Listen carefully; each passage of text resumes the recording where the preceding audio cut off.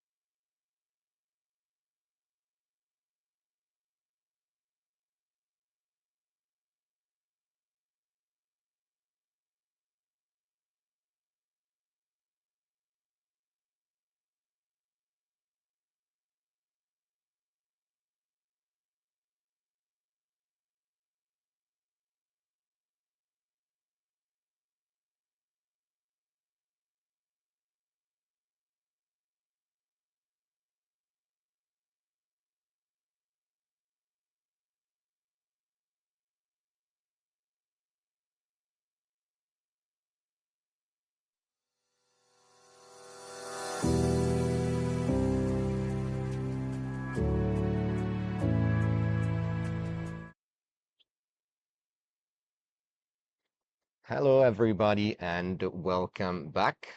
We today are in beautiful Al Faya in the Emirate of Sharjah for task number 4 of this year's UAE Hike and Fly Championship. Good to be here. Yeah. As usual, I am Fiore, and here's Nick, and together we will bring you along this journey of today's task. Today we are in the desert. There's a nice dune and a nice rocky ridge to fly. And so I think we can start with going through today's task. The race will be starting very soon, so we might cut to that. But yeah, there's red sand everywhere, and first they have to hike through that quick as they can. But the winds are really light at the moment. When we got here, sometimes the wind was even lightly blowing away from the hill, so they might want to make sure they get to the top and fly carefully so they don't have to do it again. Yeah, And this time we have quite a long crossing, around about 3 k's to that place. What's it Fossil called rock. again? Fossil Rock. Yes. And yeah, this task is a little bit confusing because there's a lot of to and fro's, but they have to sign its turn point at Fossil Rock as well as 2 turn points at the start. So there's the start, the turn point 2 and 4, and finish all at the same place. Should be interesting. I think there might be some people landing in the dunes and having to rush along through the desert to get back to a hill to fly again if they don't get high enough for the crossings. And it could be hard even to stay up at the start because it's quite light here and cross from the south. Yeah, true. The wind was blowing a little bit across, but stronger when we first arrived here. And now it definitely got a slightly better angle, but it died down a little bit. But the focus for today is for 15 to 25 kilometers wind west. That's what the focus was saying. And so it should be the optimal condition for this kind of ridge flying here. Yeah, so it might at the if the conditions stay light, it might be an advantage for maybe the girls because they tend to be lighter on their wings, and that will mean they don't need as much wind to keep them up. And probably at this stage, I don't think anyone will be bringing any bags of sand in their harness for ballast for extra speed. Yeah, I don't think so. One nice and special thing about today's task, just like 2 years ago, is that after the first hike, whenever they come back for landing, and they have to do that 3 more times, they can decide to either um, pack the glider and hike back up, or even just decide to kite the gliders up, which is definitely uh, probably going to save them some time to win if the wind is strong enough. Yeah, that way you don't have to carry it because it kind of half carries you. But yeah, you have to make the decision how high do you need to go before you can take off and fly and stay up. Because if you don't go high enough, then you have to do it again. Yeah. And as well, one very crucial point will be the very wide crossing here, 3 kilometers. I mean, 3 kilometers is not a big crossing for people who are used to flying Europe, but remember that these ridges are only close to maybe 100 meters high. And so if you compare the length to the height of the mountain, it is massive. So athletes will have to make sure to gain enough altitude before they go for the crossing. But there's also a road going to fossil rock. So in case they bomb out in this area, they can land close to the road and then just run on the road back to the up to the to turn point one. Yeah, better than following a camel track. So there is thermals here. I mean, I don't know if there is today. No one's been flying, but yeah, it might be more of a tactical race where you have to decide whether it's worth hanging around and getting a bit higher or just pushing on from where you are.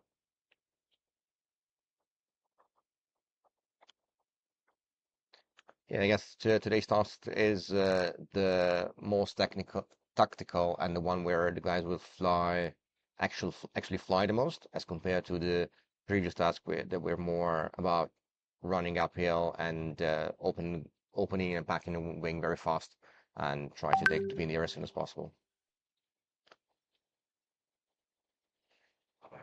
And as well, we can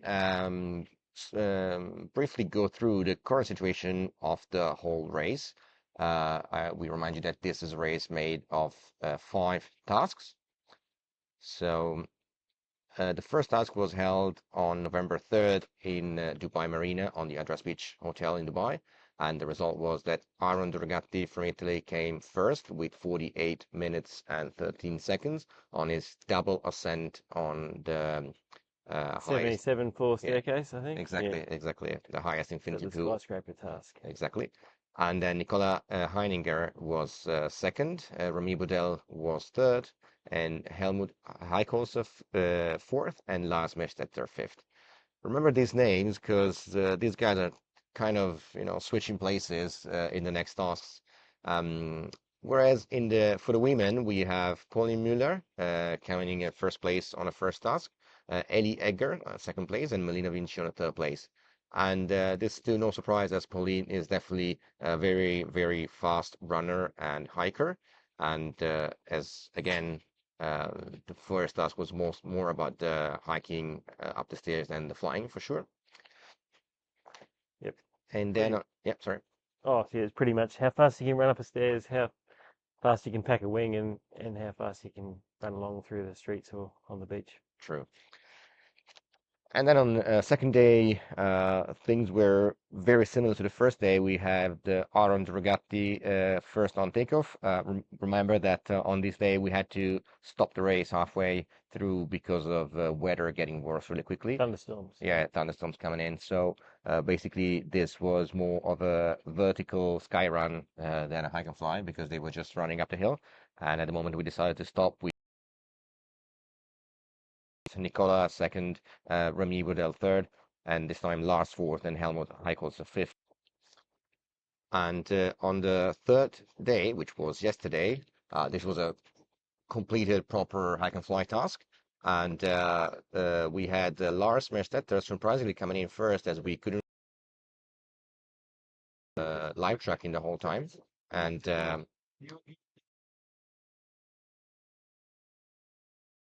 We did have a very interesting task then because we saw Aaron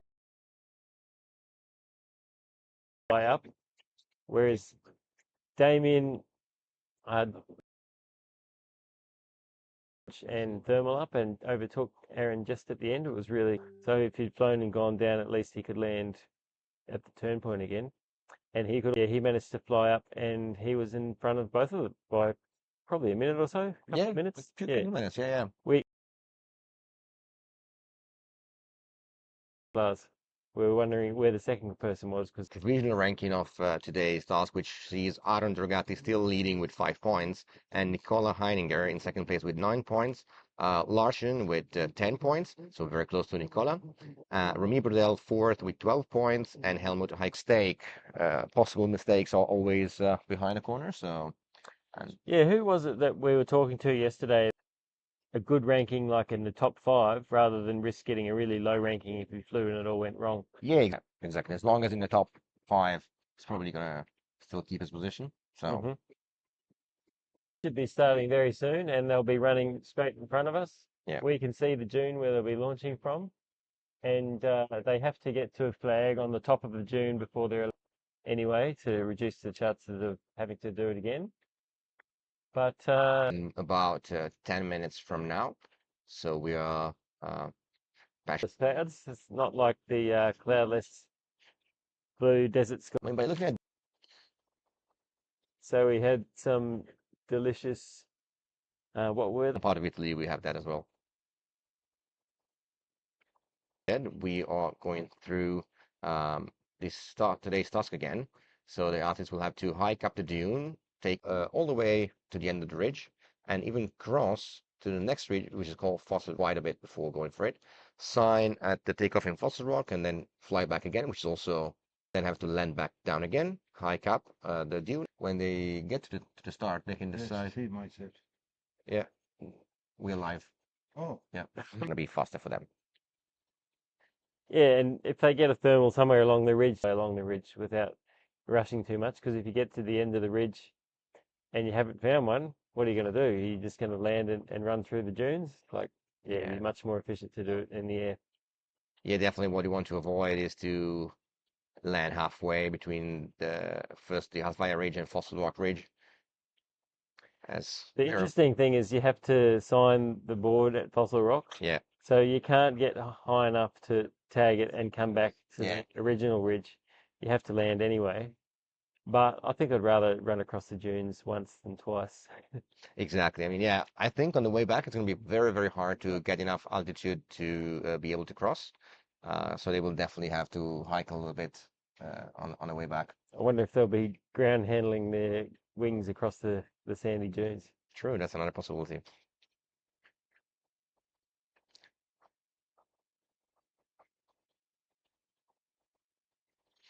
All right.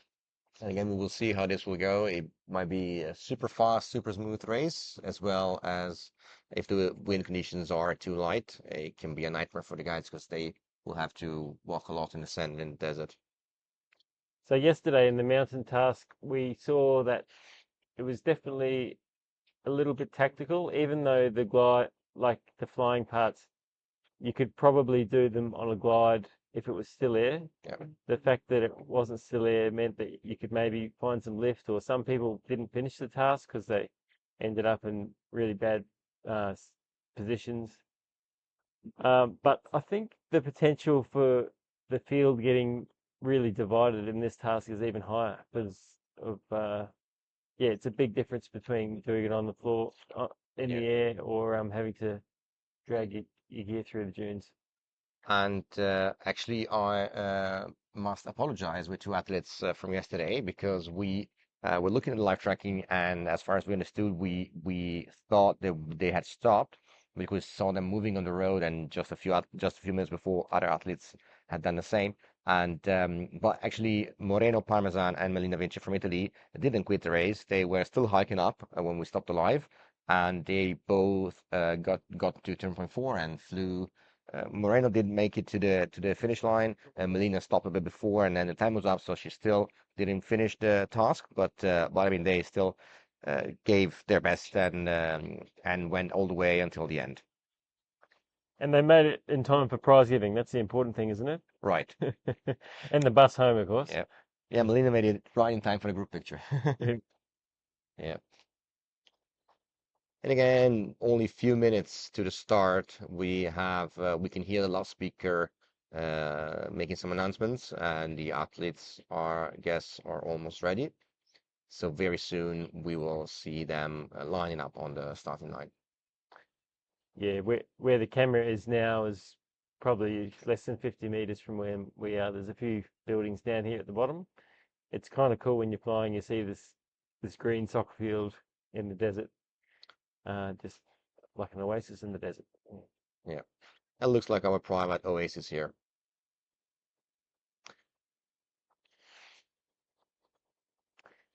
I would have thought they'd started by now. I'm not sure what's holding them up, but it can't be far away now. And what's that, sorry? I would have thought the start would have been by now. Yeah, yeah, exactly. Yeah, they must. It Any was minute. planned to be at 1, and they said it would be delayed. Well, hopefully going to get better through the Yeah, day as the wind picks up. It's pretty light at the moment. Could be pretty marginal up there. yeah, maybe that's one of the reasons why race director Guy decided to postpone a little bit.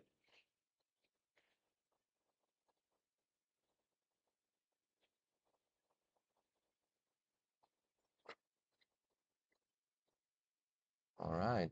I mean, by looking at the top of the dune, it doesn't look too bad right now.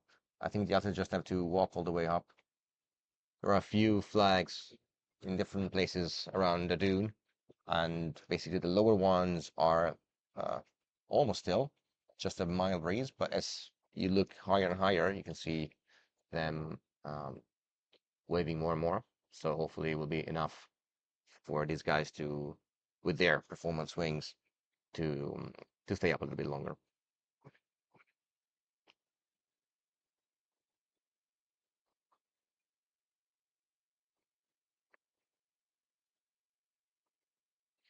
Yeah, last time we did the race, people were super fast to get their wings out of the bag after the 200 meters or so running across the sand and up the dune, and it made a big difference because yeah, you're relatively slow on the ground compared to the air. So if you can get it out 2 minutes earlier, then that can make a quite a distance in the air, and it can be hard to catch them up. But I think this time, yeah, there's going to be more variables in terms of the flying part, which might make it, yeah, less important about how fast you are getting up the dune and more important about what decisions you make in the air. Yeah,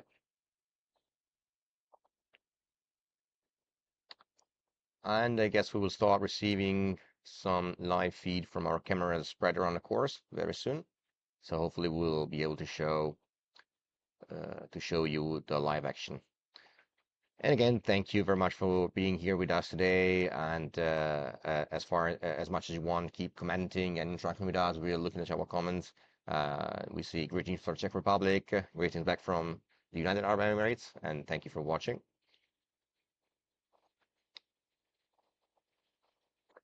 does seem that even though the winds are relatively light and a little cross wind from the south, that they've been reasonably consistent down here, I think, since, I don't know, the last half hour or so.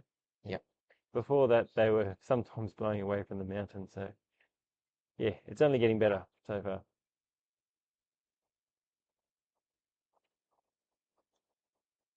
Very good. We're trying to see to figure out if there's any kind of issue delaying the race or if the athletes are going to be starting soon.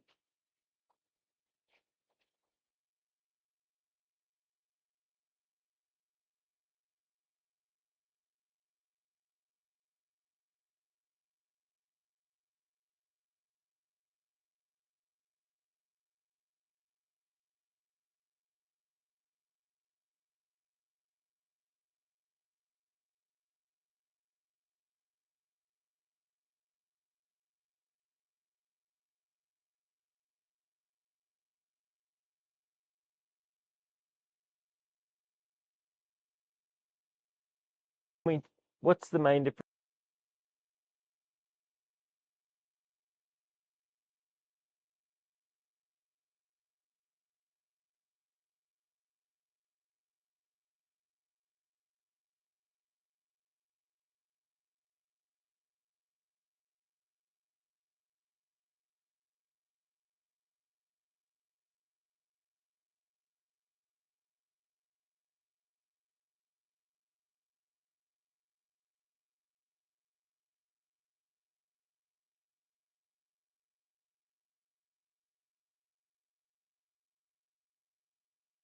All right, and we were just checking some more updated information about what's happening. And yes, we are definitely just waiting a little bit for the wind to get better.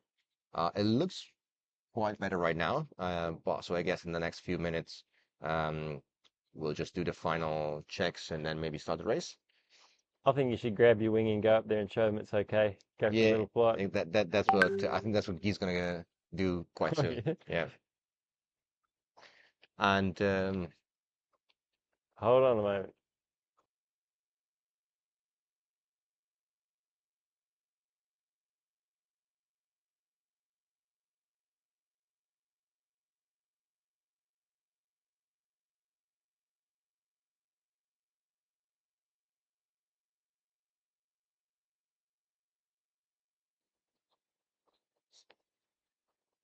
So it is true. The organizer is actually going to go up and fly to see if it's soarable.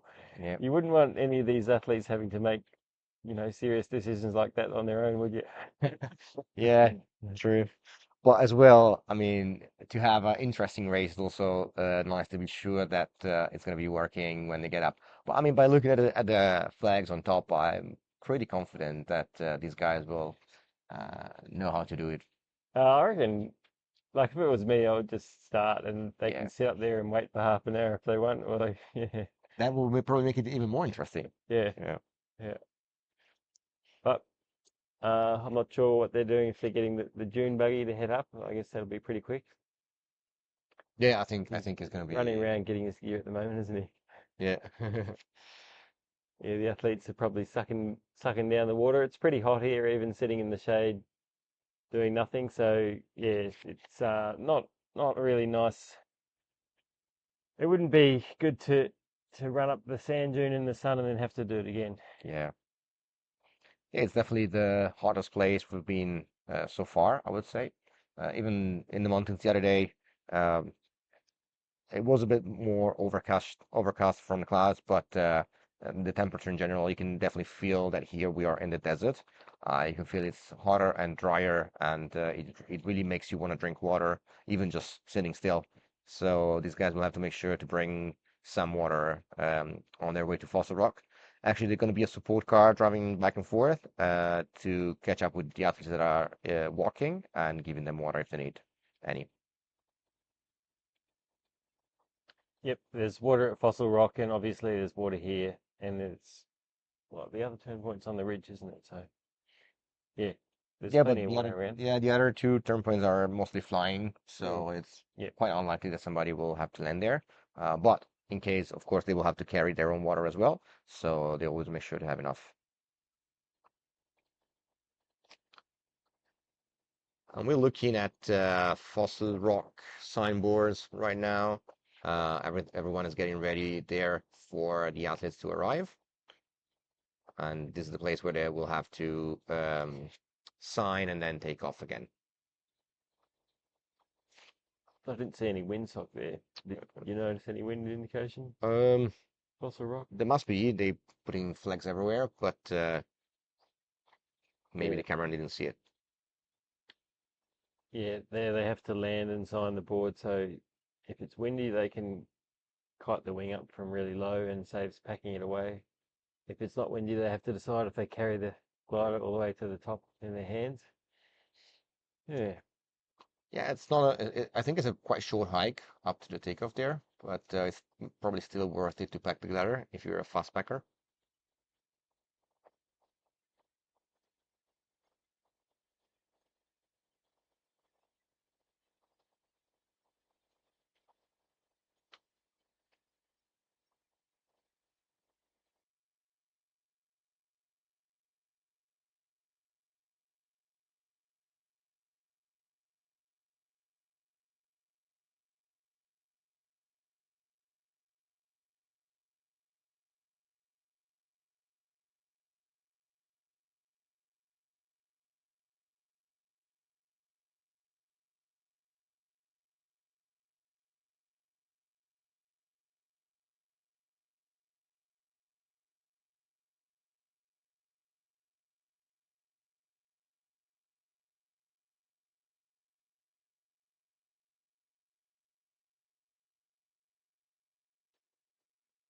And we're still interacting with some of the people from the organization here just to be sure to have the most updated information. And we can actually see Guy hiking up right now. He's gonna try and fly and see if the wind is strong enough. Oh yeah. There Yeah. he goes. So they have the dune buggies, eh? Nope. Oh, muscle power. Uh, Yeah, he's done a great job organising this.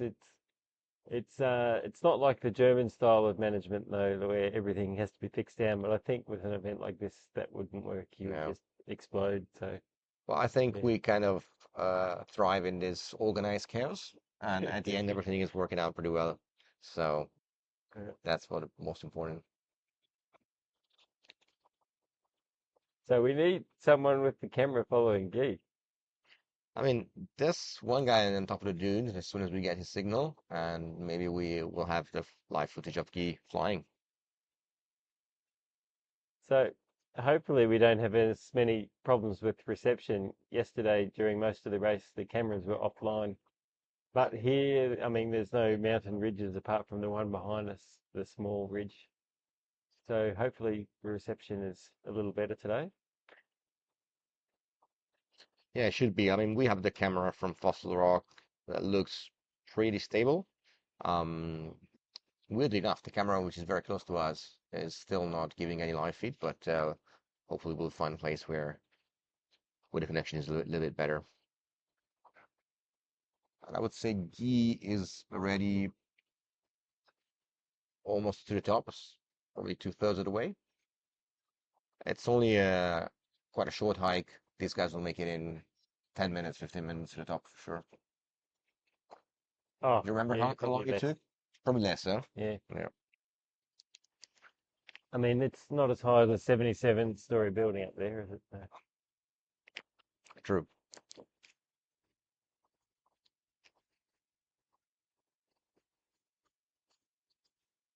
Yeah, that's one of the reasons why it's so good to have your wing set up so you can just throw it out of the bag and launch straight away without wasting any time. But Yeah, so a lot of yeah, people just half an hour before on the landing field opening the glider and packing them back really nicely to have them ready to get out quick once they get on takeoff.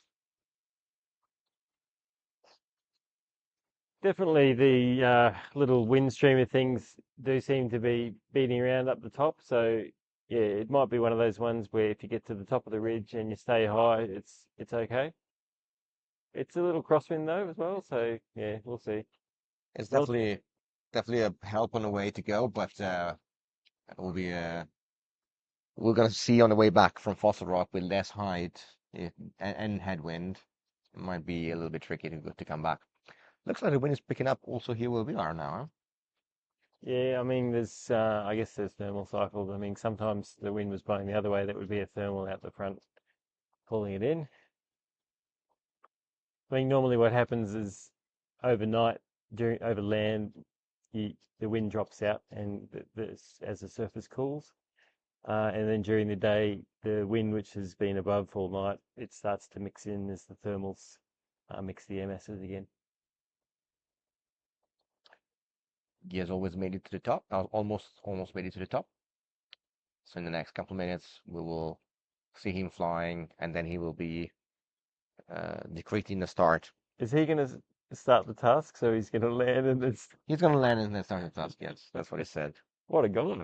Yeah, you know, jack of all trades. So I think we should maybe make this an ex-Alps tradition as well, where the organisers have to race up the hill and make sure it's okay for us to fly before the race starts. I would think they will be very happy to do it for us. So when they walk up, I don't know if we can see the task thing, but they go along a little bit, they go up the dune, and then to get to the highest part of the dune, you can walk along back. So gears come most of the way back to the highest part of the dune, but he's like, if he'd launched in the place where we did 2 years ago, he would have already been in the air, but he's gone further along to the highest point. So he should be getting Yeah. the wing out of the bag pretty soon. So I don't know if I'm trying to show it on the live tracking. Basically, the guys are running along the flat kind of, and then starting to go up, and then you can make it like a kind of a U-turn, and you can even start around here, or you can try and go a little bit higher. That's where Guy is going around here. Yeah, so you're allowed to fly from anywhere once you've reached the top of the sand dune there. Mm.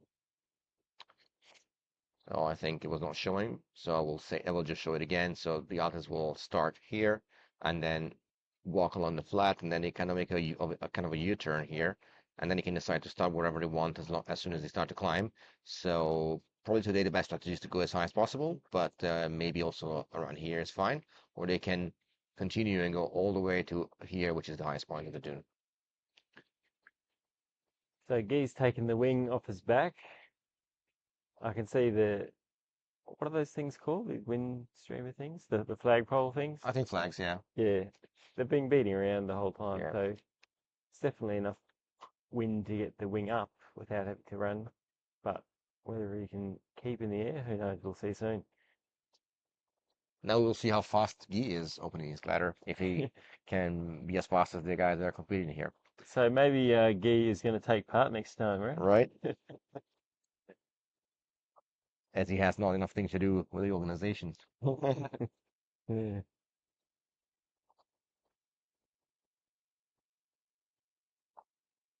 Yeah, we moved the task ahead today. It was going to be the rest day, so it seems like we haven't been as lucky with the weather as 2 years ago. We've had to maneuver a little bit, and that task was cancelled with the rumble, almost constant rumble of thunderstorms. The second task a few days ago, but yeah, we're still doing all right. Yeah, we were lucky enough to get 2 consecutive days of rain in a row, which is quite rare, as there are only usually 10 to 15 days of rain in a year here in the Emirates. Yeah, by rain, it's not necessarily enough to wet the ground. It's just Yeah, a few sprinkles. Maybe not enough for the window wipers on the car.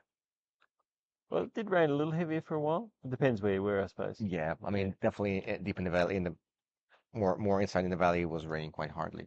Yep.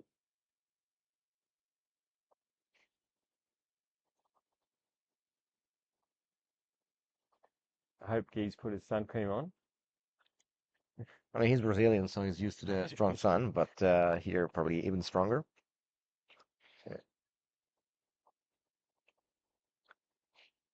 Can't quite make it out. We need the binoculars, but Yeah, it it looks looks like like it's he's, still preparing the wing. yeah, he's probably putting on his warm clothing, the gloves. Heated gloves, you know, beanie. That's what our friends in Europe must be wearing right now. I've Yep. seen some videos. It's already heavily snowing around the Alps. Yeah, we got shown some photos of the mountain yesterday with snow, so it has happened. I don't think that would be every year, but yeah, But yeah, definitely not anytime soon with the heat as it is.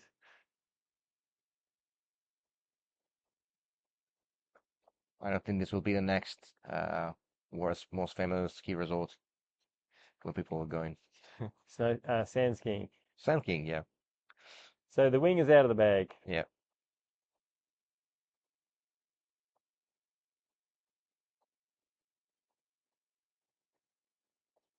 Yeah, this was a little bit unexpected for us. We thought the task Yeah, we actually would have thought started a while ago, we were tight on time, racing to get everything sorted with all the exactly, technical connections and so on. exactly. Because that what actually happened in the last couple of tasks, that, race was starting on time and we didn't have almost enough time to prepare everything properly. And today we had much more time and the race was also delayed a little bit. So It'd be great if we could get a camera up there because everyone wants uh, to see how we it's do have done. a camera up there, but it's still not sending live feed. Can we get So the maybe we remote? can try and see if something is going wrong.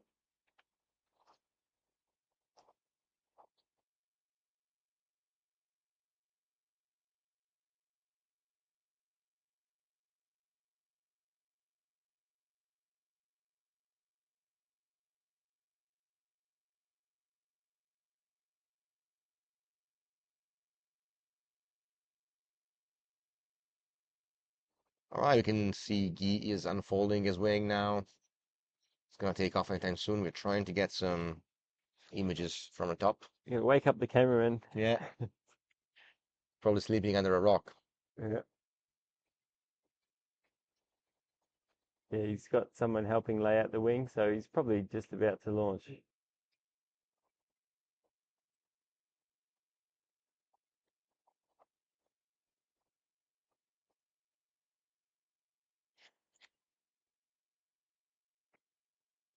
So yeah, the top of the sand dune, as you can see from the map on the live tracking, is slightly below the top of the rocky ridge.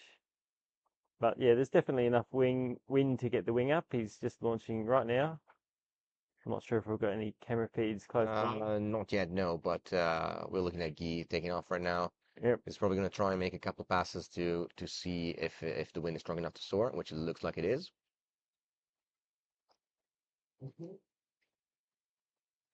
he's going down on the ridge, but he's also going to a part of the ridge which isn't quite as high. Yeah. I think once he finds some better lift, he'll stay up. Look, if it was me, I would send the athletes off. They're not don't need to spoon feed them. Yeah. Let's get the race started. If he's going down, there's definitely some lift which is helping him to prolong the glide. I think he's probably getting to the high part of the ridge now, and it's Yeah. not working too bad. It's tricky though. He's turned now. He's lost a lot of height on the turn, I think it's and barely enough. Also, the wind is little bit crossed. If you look at the big flag on the top up there, yeah, yeah, I mean, on top is definitely a little bit crossed. So I think it's tricky, but it's doable, which will probably make it the most interesting, you know. yeah. I mean, I think if the athletes want to wait up on top for a thermal cycle or for conditions to change, then that's up to them. And as we're waiting for Guy to land, we are reading your comments. Thank you for interacting with us. Hi, Manuel. And yes, we are doing good. Thank you. Yes, this task is longer than the one from 2 years ago. It's quite longer. So we're going to go through the tasks just one more time again. Um, Basically, this time, last time, the guys only had to fly along the first ridge. And where you see that kind of L shape where the ridge goes a little bit out into the desert, that was the furthest turn point. Whereas this time they will have to pass this point, fly all the way to the ridge, and then do a quite wide crossing of about 3 kilometers to Fossil Rock, which 3 kilometers is not a big deal for people who are used to flying the Alps. But remember, here we only have like 100 to 200 meters high ridge. So the guys will definitely need to get as high as possible before the crossing. I think with today's wind condition, it will be possible to glide on the other side on the way there.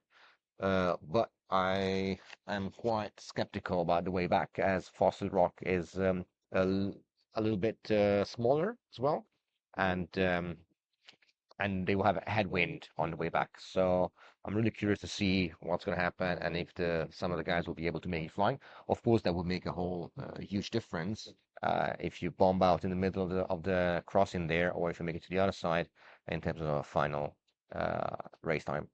Yep, it's a time to be conservative and make sure you make it, I think. What else did Manuel say? Yeah, good to hear from you, Manuel. Huh. Oh, we've got a question for Manuel. Why aren't you here?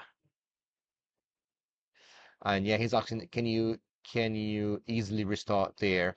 You can definitely start from Fossil Rock. I think there must be some kind of dunes also on the way on the end of the ridge there, but I'm not sure whether there's some like evident clear starting place. Um, but I guess there's actually I think So, ideally, you would just kite your wing from the turn point at Fossil Rock up the dune until you're high enough to think that you can stay up and fly. Um, yeah, I, I assume you can launch from anywhere in the dune. I haven't actually been there myself, but there is a launch up the top yeah, I as well. think 2 years ago some people were complaining about not having so many launchable places in between the dune and the end of the ridge. But I guess just need to find a place with sand high enough to start soaring. Yeah, Yeah. the rocks are.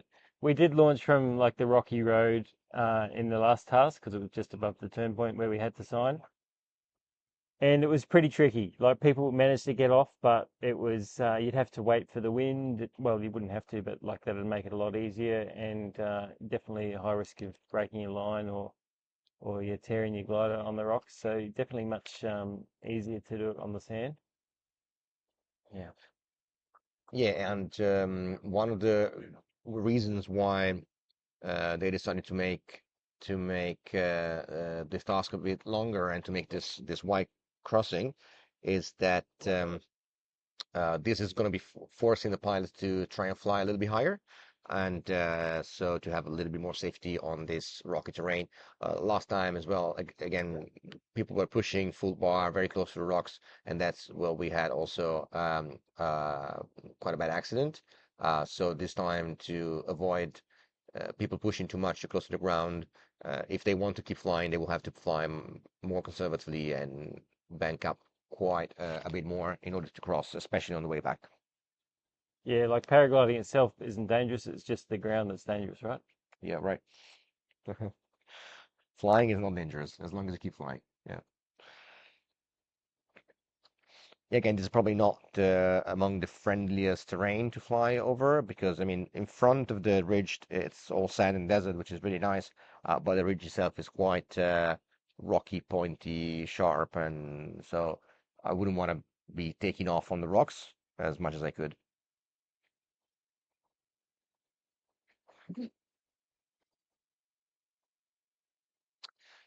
And again, Manuel is asking, thank you, Manuel, for interacting with us. Manuel Nubel, of course, we probably know him from last night, people who are watching this.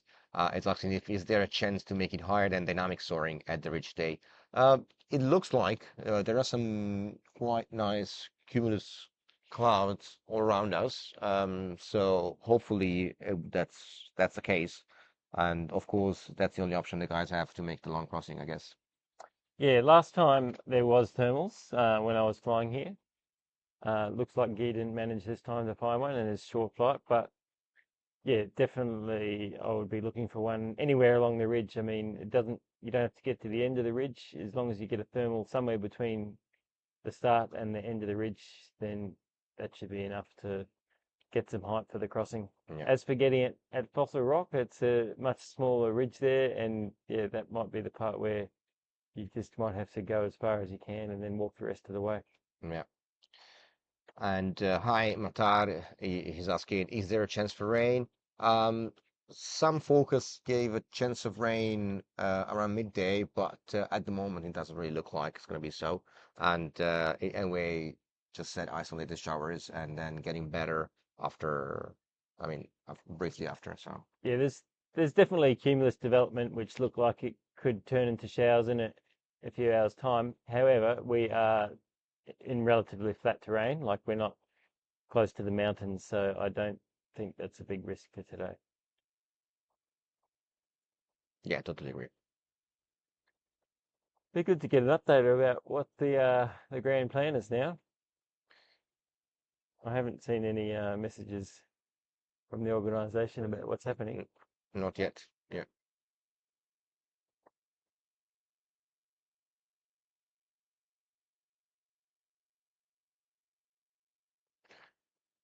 And as well, we're trying to get some information, but we don't see the race judge yet. We're getting some messages that we currently have no wind at the signboard in Fossil Rock, so that might be a bit of an issue. Must be in the centre of a big thermal. Yeah, exactly. Hopefully.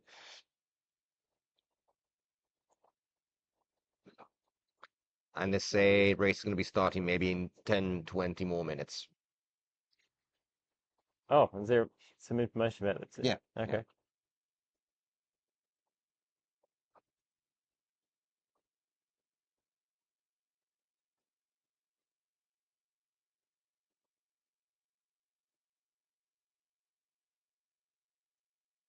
Did we answer all the comments? Yeah, we did. Yes, we did. We still have no live camera feed from the dune. Yeah, We- someone needs to go wake up the cameraman. Yeah, I mean, I visually see the cameraman up there. Yeah, Um, Maybe it's just a device that not getting in line yet.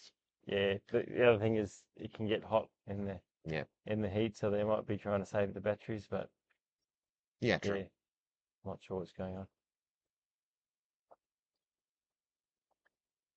All right, so we can go through the task one more time on the live tracking, which again, remember it's brought to us by Relief Maps. Nice app where you can use for planning your hikes, planning your hike and flights, find paths to go and find takeoffs, as well as follow live tracking like today's case. And if you want to follow the action as well out of this live streaming, you can click on the link down below this video in the video description and access um, the live tracking directly on the Relief Map website. So just a little bit of background about this site. uh, when we first came out here 2 years ago, there was a couple of camels on the way that we stopped to, and Guy used his like horse whispering but camel whispering skills to get it over and give it a pat. People could take photos. And this ridge, it looked like a really big, a high mountain ridge in the distance. But because there was nothing, like there's not really any trees except for that one that Aaron found, uh, it was a scale thing. As we got closer, we realized it wasn't as big as it looked from the Yeah. distance. But with the dunes here and the generally reliable conditions, it's a fantastic place to learn, do your first soaring flights on the dune, and yeah, easy takeoffs, easy landings, um, nice and accessible. Yeah, And it's also a fantastic place. It'd be great for doing tandems. It's great for playing in the dunes. It's good for learning thermaling, ridge soaring, how different parts of the ridge work, and there's venturis and and how parts of the ridge works better than others. How yeah, yeah. And I think it's also a host of a local flying school. So if anybody in the area wants to learn to fly, this is the place to go. And as you can see, it's not far from Dubai, just a little bit inland, basically on the same level on the sea. get yourself a Ferrari or a Lamborghini, and you'll be there in no time. Exactly.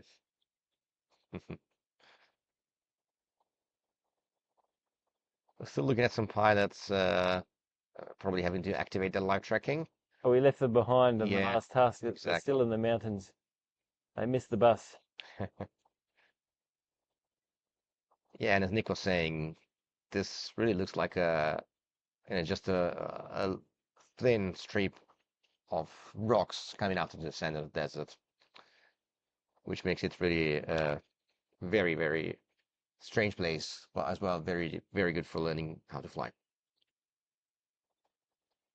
So I think we finally got some footage from the dune. That is uh, that is the base camp, tent base camp where we are currently streaming from. And on the far right of the screen, there's the landing place.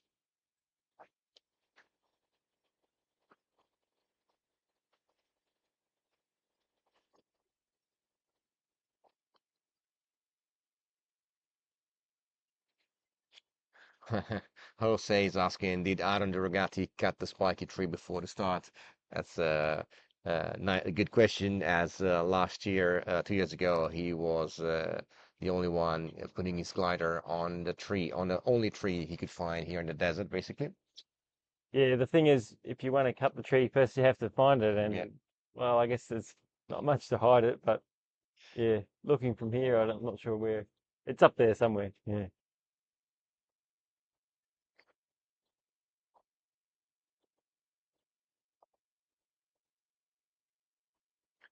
Looks like there's more small cumuluses forming around the ridge, as well as some bigger ones further north. So maybe, hopefully, there will actually be a thermal flying task. Hopefully, I would love to see the guys having fun and flying high on this dune. The organizer briefed the pilots and said, "Don't get too high, otherwise you'll be waving to a 777 airline coming through Emirates." Yeah.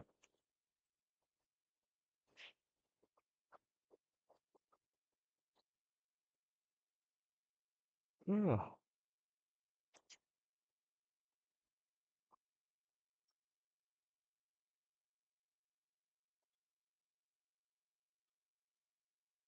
right. So we have the camera now, but not much to show, as we're still waiting for the race to start. Last information we had uh, is that the race will be starting in the next 10 minutes, probably.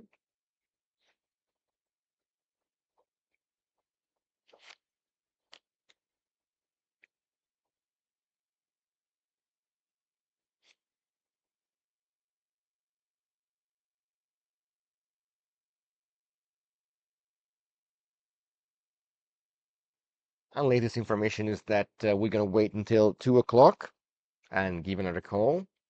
Just waiting for the wind to be better. Apparently, on his glide down, he didn't find it strong enough for the athletes to stay up in the air. Which again might be a little bit overkill to make this kind of evaluations before letting the race start, but as well, I mean, this is the only task where the athletes get to fly a little bit longer. So if the conditions don't allow them to fly long, then it will be a very, very hard, uh, you know, how's Yeah, it called? to march Marathon, in the marathon the desert. sub. Yeah, exactly. Marathon the sub in the desert here. So um, probably be most spectacular if the guys actually manage to fly as much as possible.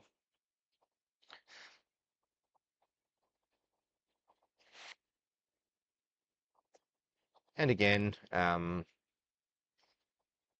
if you're seeing this live and you want to be updated with everything that's happening on in the race camp, remember to follow us on the Instagram page UAE Hike&Fly Championship and to see all the best quality footage and all the behind the scenes of the athletes here in Dubai having fun flying together and competing.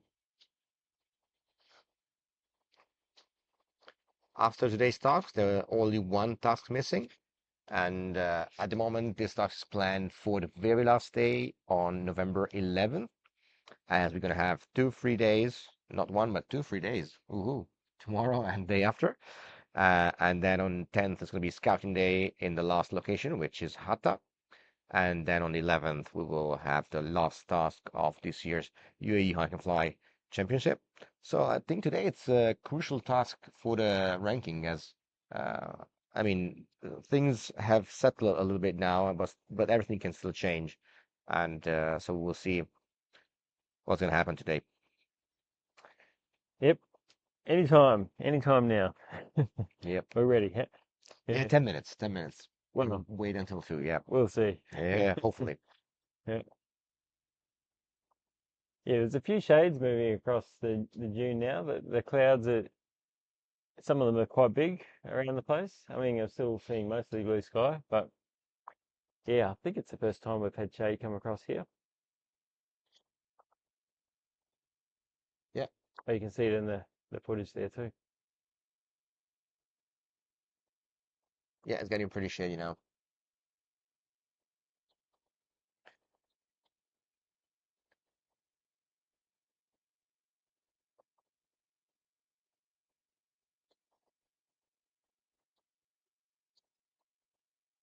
Oh,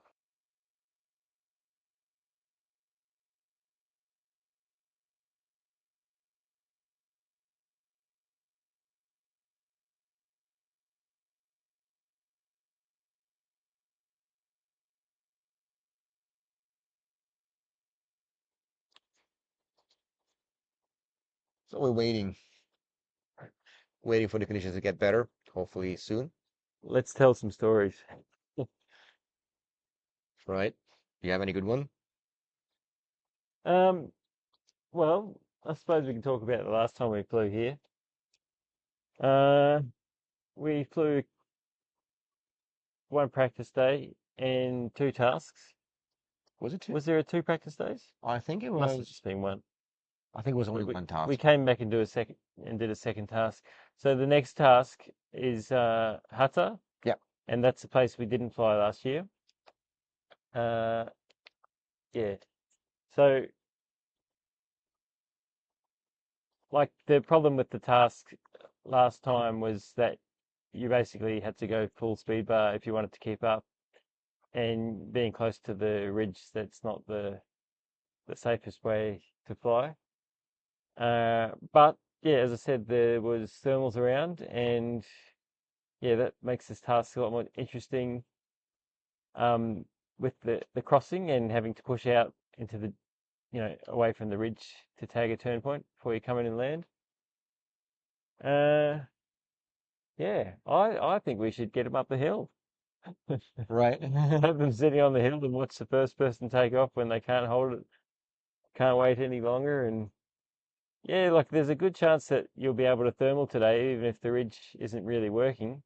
As soon as one pilot gets in the air and catches a thermal, there's going to be people launching boom, boom, boom, boom, boom like this, and then the gaggle will fly. They'll find the lift together, and competitions are often you have a fixed task that someone tries to make a task that suits the weather before, but sometimes, often, usually the weather isn't exactly as you thought it would be, and you just have to do the best you can with what you got. And when you do that, you discover new things. And especially if you've got a lot of good pilots in the air, you only need one to find the lift, and then everyone else is going to come over. And as a group, you can have a lot more chances at success. Yeah, true. Mm. I think, during XOps, every local club has experienced this, I think. Uh, when they see athletes passing by, they all fly totally different routes as to the ones that people are used to fly, and they discover new routes because, of course, I mean, these are the best pilots in the world, and as well, their strategy is to go as fast as possible, and as well, they don't know the place, so they analyze it in a more sterile way. So they're not biased by the locals, habits. And so sometimes they come up with very good new ideas. And so yeah, I agree that maybe we should just start a task and see what this guy will do. Yeah, I totally agree with that way of thinking. And let's just talk about a bit of meteorology. So we've had this cloud come over. I mentioned it a few minutes ago. If we have a lot of shade, then that tends to make the surface cooler. And when you've got cool air on the surface, it's a bit heavier and it doesn't mix in as well. And so you can lose the wind when you get shade. Like this happens a lot in Australia when the conditions are fairly light on launch and you're not sure if there's enough wind to soar anyway. And then some shade comes along, and all of a sudden, any wind that you did have stops. You get some decoupling, which is the opposite of mixing. And then sometimes the air being cool will even start to slide down the hill, and you'll get wind over the back. So maybe the wind is going to cut out a little bit here, and maybe we should have started so the guys had a chance, and it would be like a thermal task where you have to time it right. A lot of the hills in Australia where I learned to fly are really low, and like in the Alps, you can take off and you've really got a few chances to find some lift on the way down. But in Australia, your flights are often going to be less than 5 minutes if you don't find any lift. You don't have many chances. And really, the most critical time is when you first launch. Yeah. And if you get lift, then everything is easier. The higher you are, the more options have, the more time you have, and the easier it is to get up. So that first few seconds when you launch is critical. But what's also critical is the time when you launch. If you choose a good time when there's a thermal coming through, then you can go up really high. And then once you're high, it's a lot easier. You've got a lot more time, a lot more area that you can explore, and a lot more chances to find lift before you land.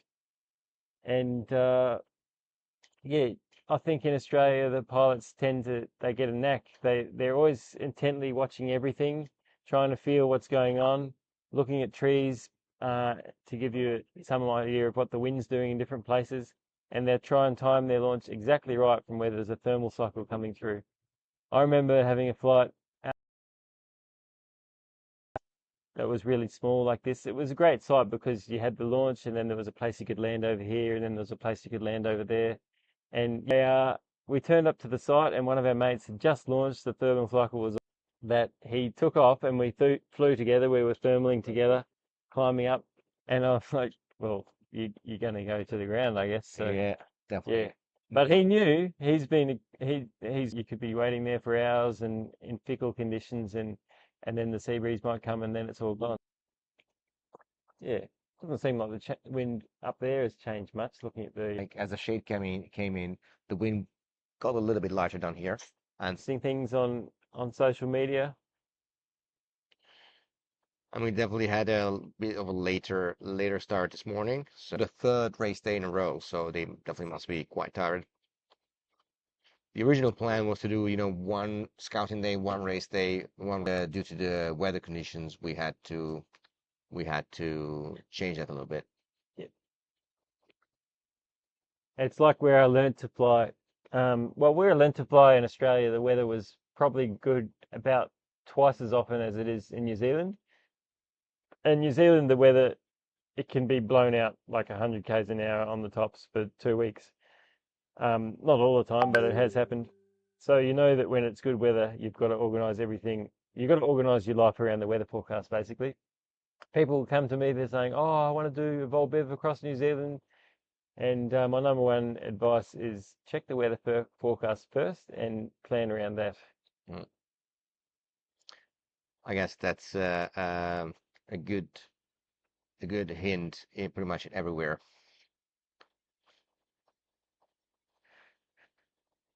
Yeah, I remember flying in India, and around this time of year, a lot of people go to the Indian Himalaya, and there the conditions are really consistent. There's shorter days, maybe around about 4 hours flyable window on the front ridge each day.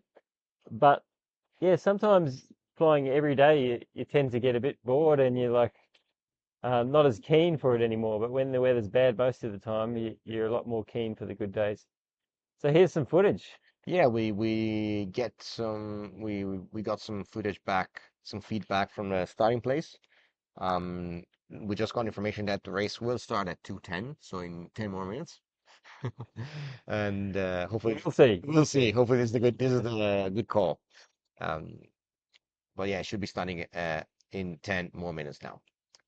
Probably the temperatures weren't hot enough and they need to make it a bit hotter for the run up the June. True, exactly.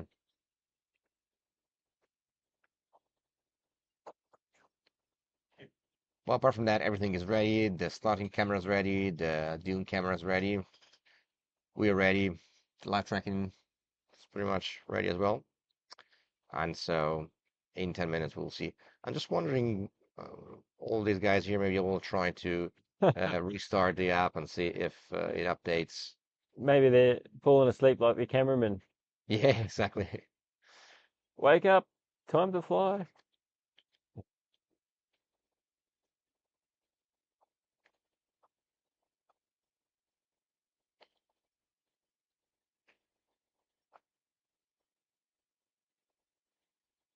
I think I think we were too early today, so I started light track too early before the others did.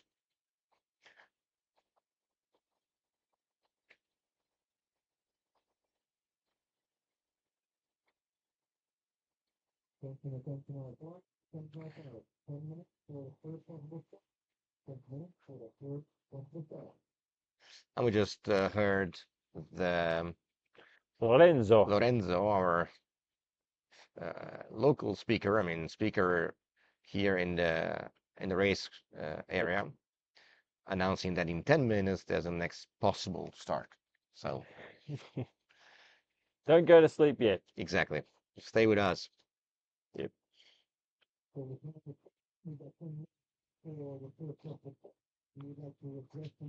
Nice view of the ridge in the back there, and you can see some of the cumulus are quite big. Yeah,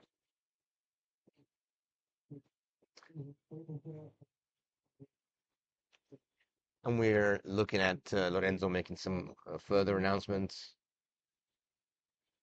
about today's task.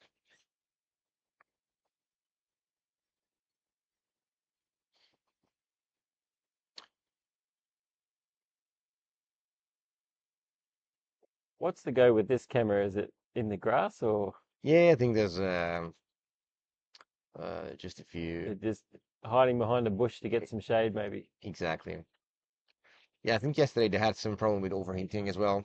Uh-huh. And so today they're equipped with some sun umbrellas to try and save the gear.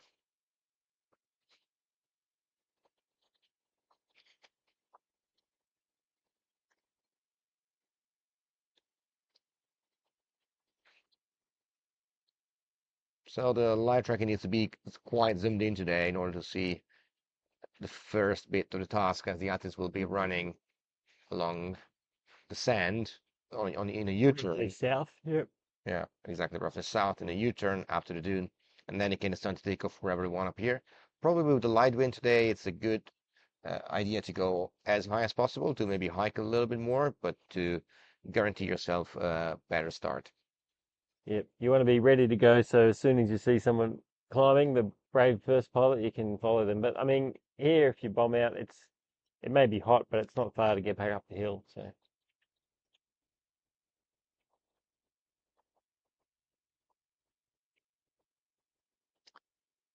lots happening behind us in the meantime. People are coming and going. This is definitely this is the headquarter of the flying spot here. There's a local gym. There's a nice building behind us with air conditioning, with I think some prayer rooms and all sort of um, nice spot to chill and hang out for the local guys here. There's a padel court just next to us, and I remember last year, as we were waiting for the conditions to get better, many athletes were playing padel during the wait. What what sport's that? Padel is that not common Like in with a racket? I don't know what yeah, you mean. it's like a racket sport. It's similar to tennis, but a smaller court, and you can use Oh, the okay. glass walls as part of the court as well. Okay. Yep. It's I don't know about in I mean you're living currently living in Spain right now, right? Yeah. Yeah. In Italy it's getting like super popular. There's Okay. every tennis court is turning into padel courts. Oh, I think I might have seen something about this. Yeah, Yeah. it's just probably a little bit easier to learn, a little bit more like a little bit faster, and it does needs two against two, so you need four people, and so it's also a little bit more like a group activity. I wonder if there's any way to incorporate that into the paragliding task. We should do like a triathlon. You know, maybe flying, uh, sandboarding, and padel. Yeah. Yeah, they tried to do something like that at my place. I come from Italy, Lake Garda, and a few years ago during an event, instead of doing just hike and fly, they wanted to do like a triathlon involving, you know, earth, air, and water, as we have all of those in Lake Garda in Malcesine. And so they were doing hiking, flying, and then stand-up paddling as the last bit. Cool. Yeah, I mean, it was definitely fun, but they ditched the idea the next year, so apparently it was not that popular. When we had the Exalps turn point on the side of Lake Garda, like straight after getting to the turn point, you had to, well, the next turn point was straight across the lake, and it's a very long lake, and it's a long way to go around. So luckily, in as it happened, I was able to fly across. But before the race, I was thinking, should I consider swimming? I think swimming is forbidden during exams. That's Yeah, in the rules. I thought a little raft might be handy, Yeah, true. but yeah, they say only hiking and flying. Yeah. Well, Uh, they do allow snowshoes, I think. Yeah, I'm sorry? I think they do allow snowshoes, but not skis. Yeah. Yeah, I think so, yeah. I wonder if snowshoes would be an advantage on the soft sand today. True. I remember in the X-Pier, we started with a very short run on the beach, like probably less than 50 meters, but enough to get sand in your shoes. For the rest of the day. Yeah, so some athletes they'd wrapped garbage bags or plastic bags and tied them to cover their shoes. Yeah. And I remember when we started, like we were racing off, and I was behind one of these people, and they just got pulling like straight away before they even got off the beach. I'm like, come on, it's only 50 meters if you're gonna do it. You're gonna test it first. True. Looks like the wind is not getting any stronger, No. at least here. Um, I think the race will still start at 2:10, hopefully. Oh, we'll just keep talking for hours and hours. Don't worry. Yeah.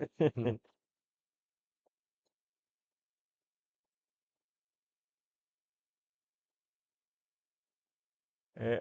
Does seem sunnier. There's a nice shady, I don't know what it is, a shady Cabana. I know. Yeah, roof. above us here, so I can't see the whole sky, but what I can see, there's plenty of blue. Yeah, generally it definitely looks like a good day flying. Looks like our cameras are out of action for the moment, Yeah. but yeah, I'm looking at the athletes walking around. Uh, without, oh, someone got their gliders on the back. yeah, very, I think just one. They might be discussing with the race direction on what's the best idea, how to go on from now.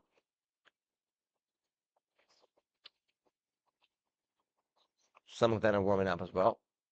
Warming up. Yeah. Are they warming up already? I saw we saw Aaron warming up at uh, 11, 11:30, and we think isn't the run at that started at 1, but he was warming up already. I think some of the athletes, because we've got buffet food back at the hotel, might be worried about putting on weight during this event. So Yeah. Aaron might be making sure that he doesn't lose lose his fitness. But he's been super fast. But yeah, so we've gone through the tasks before. But yeah, the first and second tasks he won mostly because he was the fastest on the ground. Like that was the. I mean, in the second task they didn't fly at all during the task. And the third task, he was definitely the fastest on the ground, but he got overtaken by those who managed to fly up in front of him as he was hiking up the hill. Yeah, I mean, task 3, which was held yesterday in Jebel Jais, was all about the strategy. I mean, yeah, we were expecting the main decision point to be the hike between turn point 3 and turn point 4. Last edition 2 years ago, it was the same crucial point. You had the chance to either take off from turn point 3 and try Which to is fly it. lower on the Yeah, side of the hill. exactly. Yep. And then top land at turn point 4, which is the top of the mountain and the antennas, or hike up as fast as possible. And only a few pilots decided to fly actually at the end. It was Mm. only Damien, Lars, Seb, and Seb Ospina and Daniel Obrauer, if I remember correctly. Yep. And And part of the reason for that was the conditions on the turn point on the side of the hill where they could launch were pretty dicey. Like Damien told us that he waited there for quite a while just to get the right cycle where it's safe to go off. And then as soon as he was in the air, he crossed to the other side of the valley where he climbed up where the conditions were a little better. yeah, But you're flying away from the next turn point, so it takes a lot of courage to do that. And some of the athletes tried, they ended up going down. So yeah, actually, definitely a risk. Noé Court bombed out in the middle of the valley, and he decided to stop his race as it would make no sense to continue. He was very far back down, and Maybe he's saving himself to today, expecting a long hike through the desert dunes. yeah, as well, yeah. Yeah, I mean, again, in my idea, today's task will be the most flyable task, but it could even turn out the other way around if the wind is not strong enough, and they will have to hike the whole thing. But that's the beauty about hike and fly, it's a surprise every time, and the cool thing is that the race never stops. Basically, on in XC competitions, if you bomb out, it's over, pretty much. Um, on hike and fly competitions. I mean, people make mistakes. Somebody will bomb out before, somebody maybe will bomb out after during the course, and so it still makes sense to keep pushing. And it's also about the spirit of this kind of races where you really want to challenge yourself to your limits and see how far you can go, how far you can push, both in the flying and also especially in the hiking, running part. Yeah, another difference with the normal cross-country competitions is if you're flying a task and you're getting low, you'll try to get back up. Uh, but I mean, so you'll go to where there's the best chance of getting lift, but otherwise you'll just try to get as far along the task as you can. But in the hike and fly competitions, you have the choice of flying and landing in the valley where you can walk, or landing, keeping some of your height, landing without losing all your height, so it takes less time to hike up to a place where you can fly again. So yeah, it makes it a lot more interesting where it's not just one flight and that's it, and you can decide when it's best to fly, where it's best to fly, and when it's best to land with the height that you have to get yourself in a good position to fly again. Yeah, sometimes even top landing uh, to wait for maybe conditions to get better, maybe some overcast shadow from the clouds to move away, and then taking off again. It's paying off better than landing down in the valley or trying to keep flying. So yeah, hike and fly is a lot about strategy, and it opens up a lot of different possibilities during the races. And I think that's also what makes it so interesting to follow. Yeah, definitely. We're looking at more and more pilots wearing their gear, and we are hearing Guy doing a funnel briefing, so we assume that race will actually be starting anytime soon. Yeah, it's already been 10 minutes, but Yeah, it's 10 minutes, so yeah. I should mean, be soon, hopefully. we call that Italian 10 minutes. So I'm used Yeah, to that. yeah, I get a lot of that from my girlfriend as well. Exactly. I mean, you should get used to the Spanish 10 minutes by now already, which I think Spanish 10 minutes are even longer than Italian 10 minutes. Yeah, But apparently the Dubai 10 minutes are the longest ones ever. yeah. Or is it Brazilian? Yeah, true. A mix. A lot of the organizers are still from a Latin roots.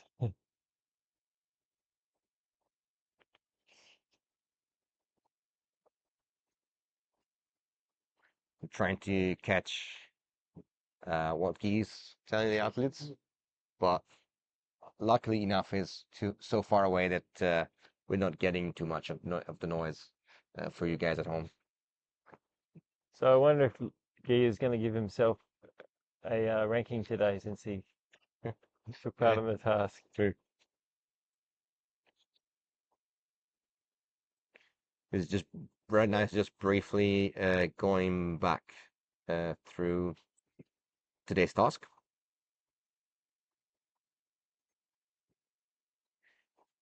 Sign the board, wave to the 777, glide to the next turn point, make a sandcastle. You know, it's like those paramotor races where you actually have to like to grab stuff from the ground, drop it into a goal, and you know move stuff around, everyone flying. That would be interesting. And I think there recently was a nice hike and fly event in northern Italy, in South Tyrol, where they actually had to carry some sandbags up on the climb, and then they had to drop the sandbag and aim for a goal, and it would give you a bonus point on your time up, as well as then precision landing.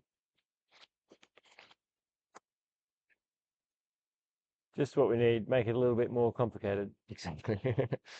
I mean, it's actually, you know, you can either make it complicated by doing difficult courses, difficult race tasks, or by adding just little perks, you know.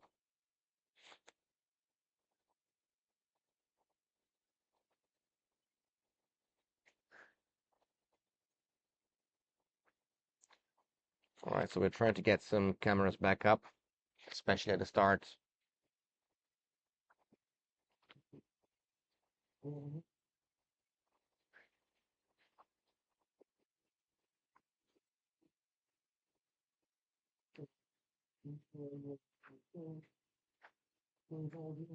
again, thank you guys for watching.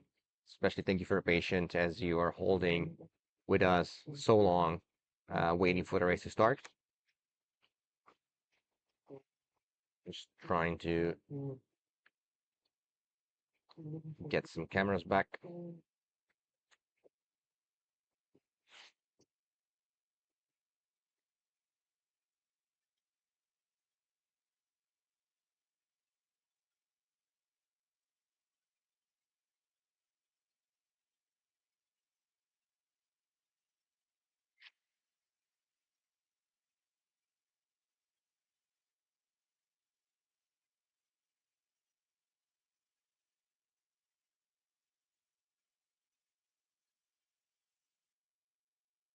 Just solve some technical issues briefly.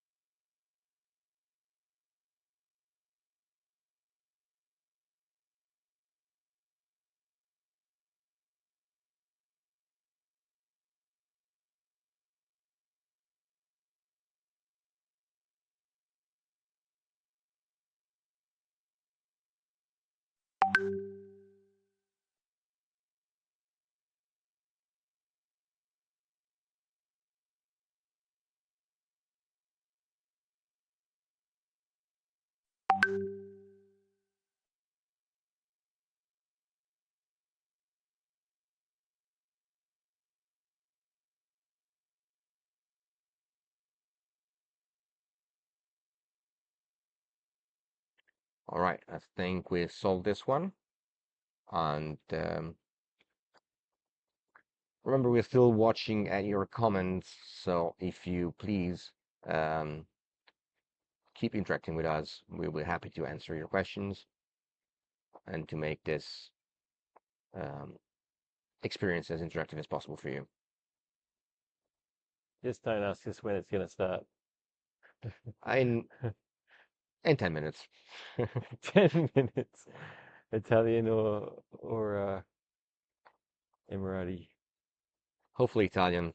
It's long enough. All right, we're trying. Is that a I, plane? yep, Oh, yeah, that's a plane.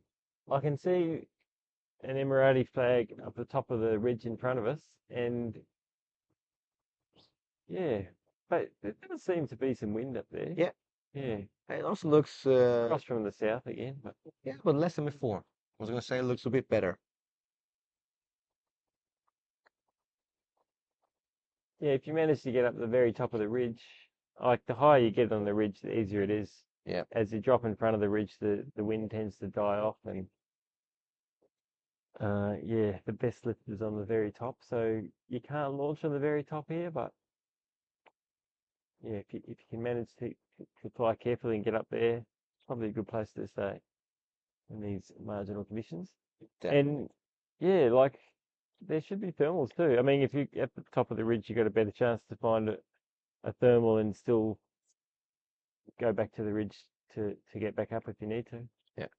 Then you can see from the windsock that just appeared on screen down here as well, the wind is picking up a little bit. By looking at some of the flights further in the distance, we can see that it's definitely looking a bit better than half an hour ago. And we're looking at race judge Baptiste coming towards us, hopefully with good news.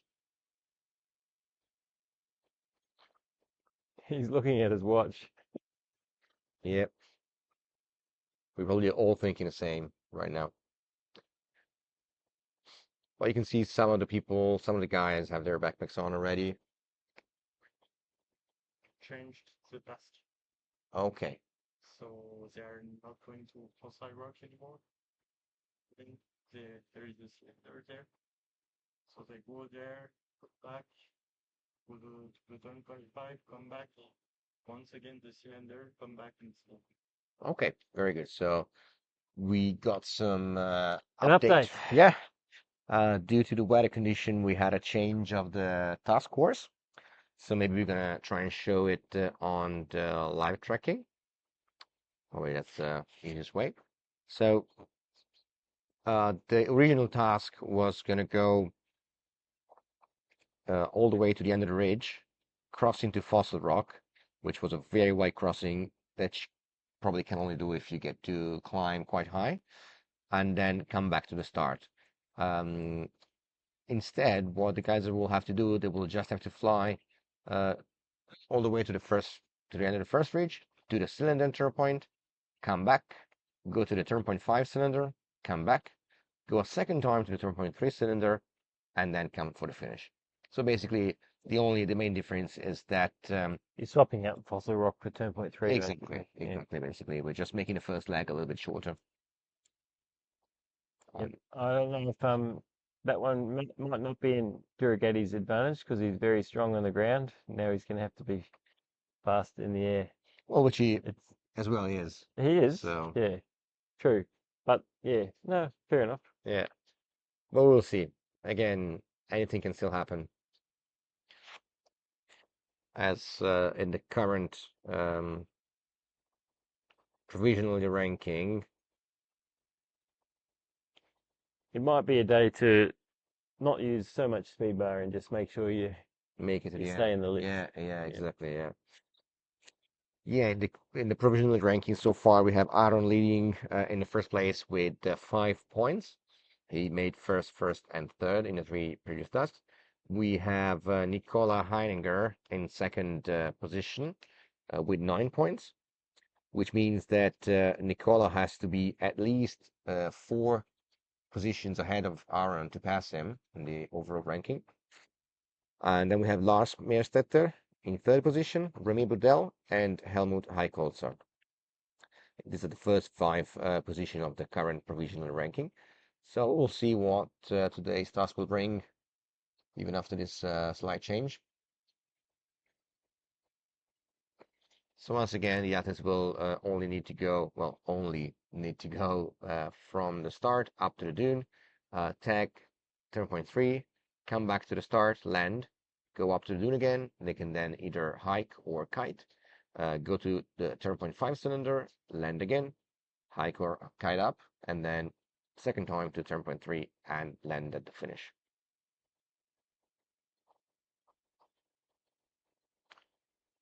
This change was due to Weak lighter, conditions. yeah, Yeah. weaker wind than expected.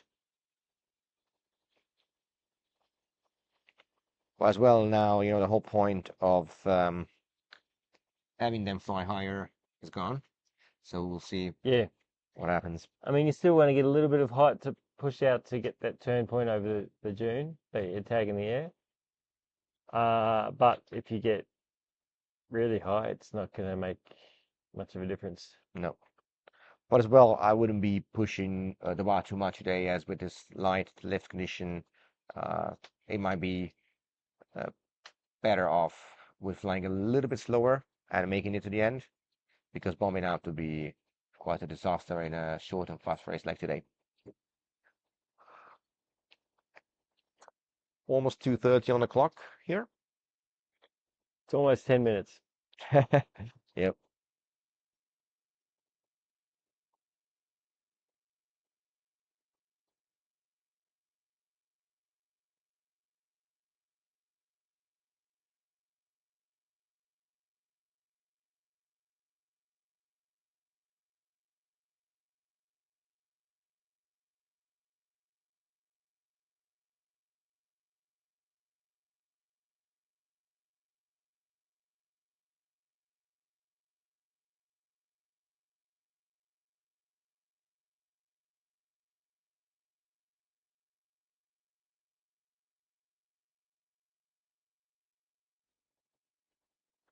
And you can see the beautiful view from the top of the dune all the way to the desert.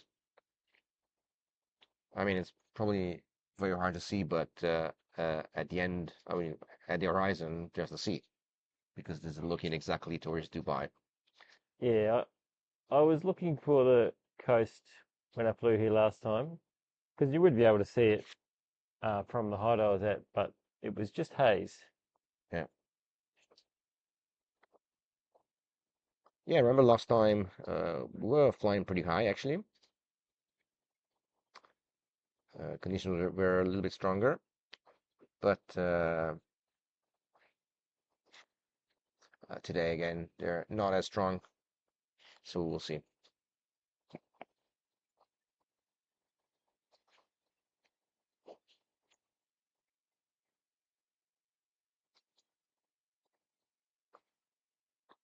I guess the athletes must be almost ready by now. They are staying in the shade until the very last moment.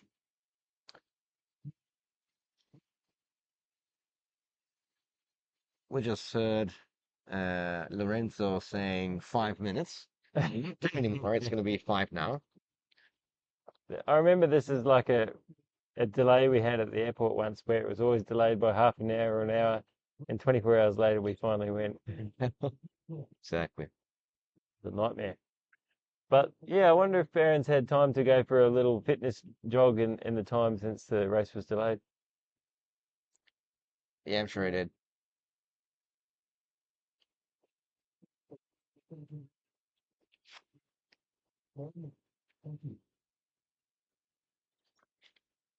Yeah, and again, today is probably the hottest day uh, of the last few that we spent here. We definitely are in the desert, so you can definitely feel the dry heat dehydrating you. So these guys will have to drink a lot. Luckily now, I mean, having taken the big crossing out from the task, it will be less likely than when they will bomb out and have to walk a lot. But again, it still depends on how much it will push today, and if they bomb out there, it's going to be quite a pain in the ass to come back. Yeah, partly because you have to hike up the hill, but a lot of the ridge, it's pretty rocky and it's difficult to launch. Yeah, the starting spot is the best, I guess, because you got the sand dune most of the way up to the height of the most of the height of the ridge is just covered in sand. Yep.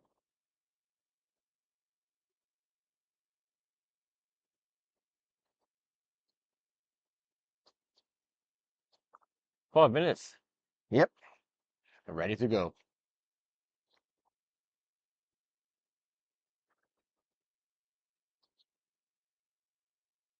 As you can see from the live camera, the starting point, as you could see before, the sky, mostly blue sky, um, a few nice puffy cumulus clouds around. So probably the chances of showers are now very, very low, close to none, I would say.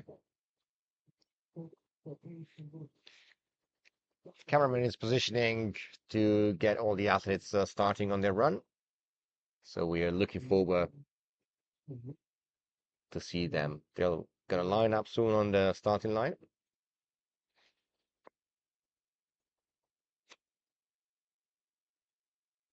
And we'll watch them start from close to the parking lot, which you see on the right of the screen now, and hike uh, along the sand and then on a U-turn up the hill, and then they will decide where to launch. I would personally go as high as possible today.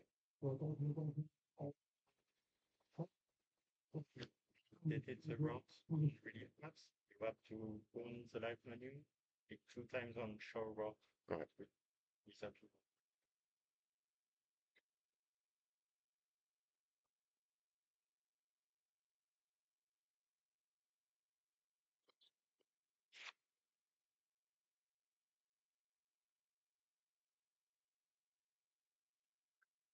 And we have the updated task for today. Again, athletes will have to start here at the landing field, hike up the dune, take off, fly to turn point 1, the big cylinder on the left side of the screen, land back at the start at turn point 2, sign the board, and then they can either hike or kite the glider up the dune again, fly to turn point 3, the cylinder on the right of the screen, land back at the start, sign again, and then again hike or kite up, fly a second time to turn point 5, again the big cylinder on the left side of the screen, and then land back at finish. In the meantime, we're looking at the athletes lining up, so this time it's getting real. The race will hopefully start anytime soon. Yep, if they leave it too much longer, the athletes will get dehydrated sitting around in the sun. Yeah, true. Yeah.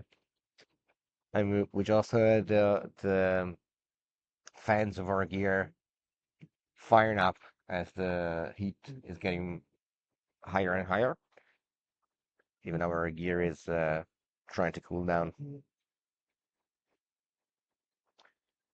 Yeah, it's a beautiful sight here. You've got the yellow of the ridge, the red of the sand, the green of the landing paddock if you make it back here, and blue sky.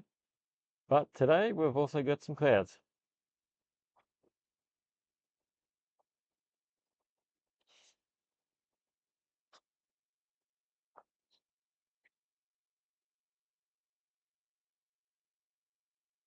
All right, so now we can officially show that the race is starting soon, hopefully, unless we have any major delays.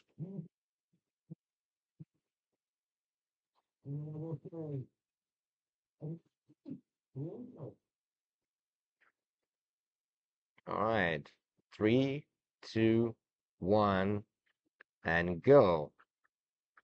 Race has started.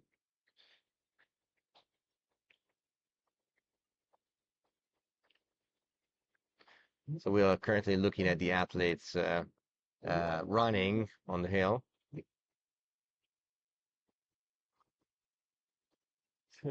The I think camera we're will looking at be head. some of the challenge category guys sprinting ahead of everybody else.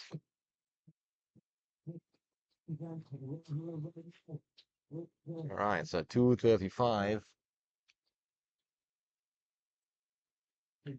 which is only 10 minutes after 10 o'clock. Exactly. You can see these guys are really sprinting. I mean, on the flat now, but it will be only a matter of minutes before they reach the top of the dune for sure. Let's see if we can um, see anything from the live tracking yet. There is a track for them to go up the dune. Like it's still pretty sandy, but it's not just wandering through, virgin sand dunes. Yeah, it's a little bit harder sand. So it's very hard. I think it's harder for live tracking to um, keep pace with the guys now as they're all very compact as they run up the hill. But I do see the same usual faces around the first group pack with Aaron and Remy together with some others.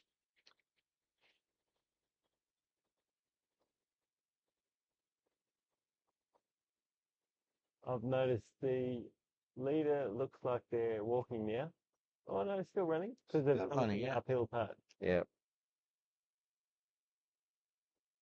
For me, if the conditions are good, it's really important to get up the hill as fast as you can. But well, I'd probably not want to be the first one to be in the air today. Yeah, it's gonna It's be. easy to slope land on the sand though if you start sinking out. Yeah, true. Yeah, the flying will definitely be quite tricky. And you can see the guys are running in a long line.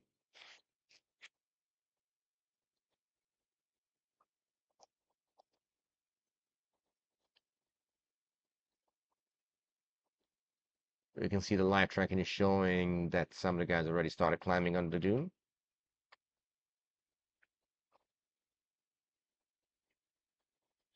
Our camera has a little bit of a delay, but it's showing the line of athletes running on the sand.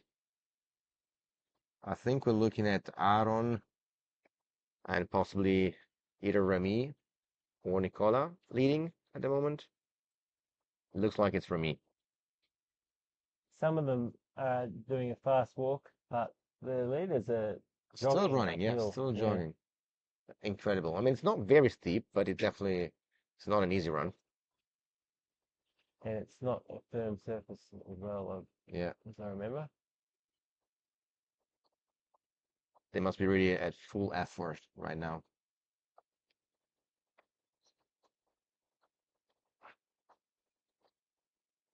They do have to get to the top of the dune.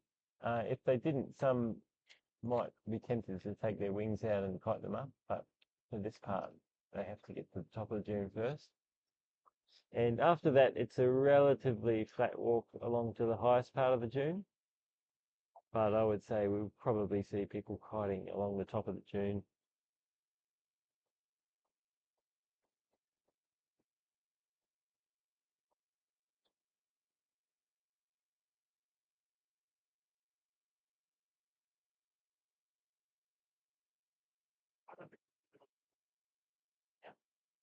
And again, thank you guys for watching and thank you for your comments on this live stream. You can definitely see the head pack almost making it to the top already. Right now, that looks like Aaron the Ragazzi. We also just had shade coming across the dune. Sometimes that shade can help kick off thermal cycles. So, it, yeah, the wind could be variable and it could depend on your timing as to how you go with the launches in the next few minutes. It's definitely Aaron making it up first together with Nicola Heininger.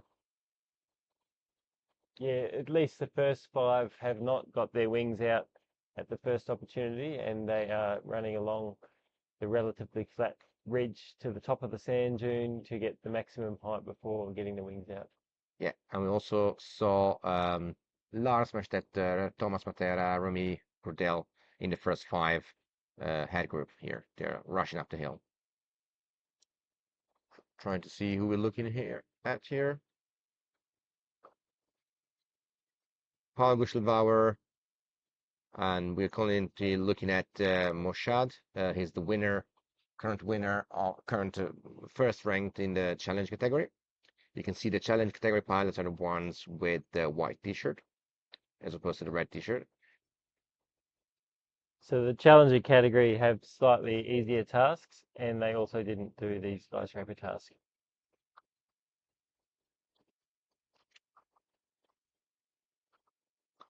All right. The whole group is still quite tightly packed. I'm looking at Vezo here, Ovkarov, and Paulina Müller from Germany, possibly first girl so far, and Seb Ospina as well. Look at the sand. Look how soft the sand is.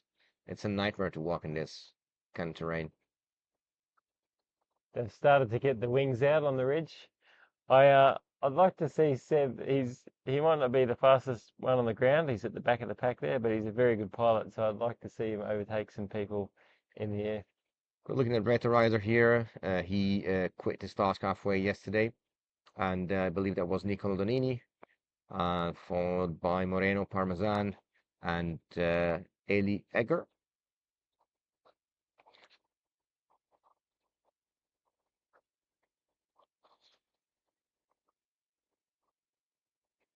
Looks like some of the guys have already made it to a possible launching place. Melina Vinci from Italy as well. Almost made it to the top of the first climb. I can already see some wings out of the bag. Hopefully, we'll get the camera on those soon. Yep. And the first wing has been inflated. It's overhead. It's advanced swing, so it looks like that is Aaron. That is very Is likely, I would say. He's yeah, kiting he's it at the kiting. moment. He's Yeah. getting maximum height Yeah, it's on the also beam. that looks like a good plan. He took his wing. He's flying. Yep. There you go.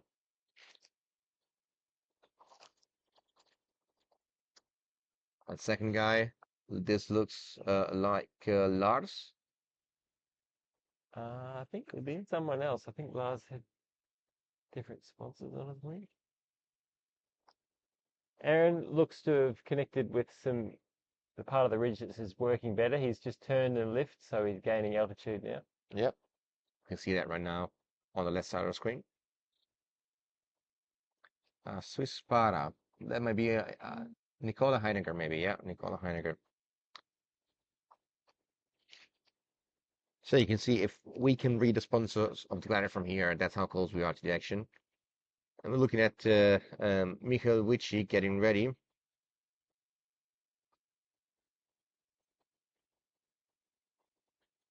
So the two in the air have started to join the same area of the ridge, and we've got more wings inflating and we'll be in the air very soon.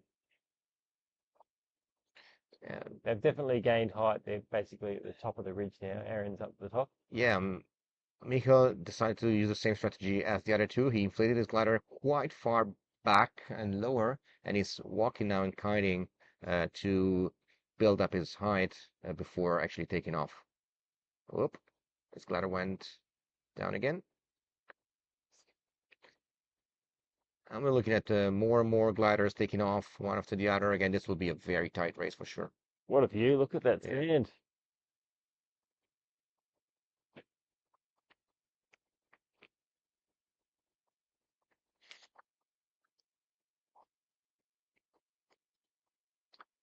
And looks like, and by looking at the live stream, it looks like Aaron has already kind of made some gap between him and the others. But we are looking at all the guys rushing to take off in order to keep pace with the first ones. There's about a dozen in the air now. So probably more or less half the people in the air. Yeah, About. pretty much. They're taking off really close to each other. You can see it on the left side of the screen. Everybody's getting into the air soon.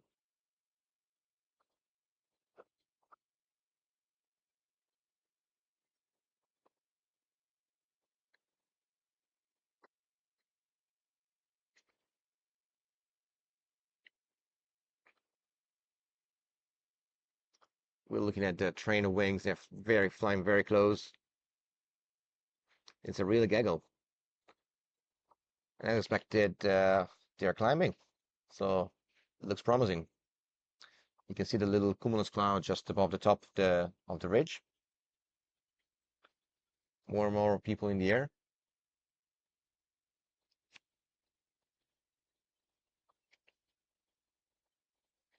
And let's go back to the live tracking.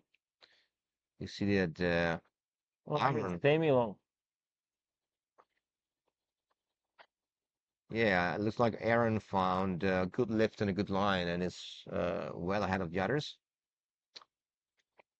But we're looking at Seb starting as well, but together with Remy. So Aaron came third in yesterday's task, but he won the other two. So will he win today again? If he does, then he's well ahead on his journey to win the whole race.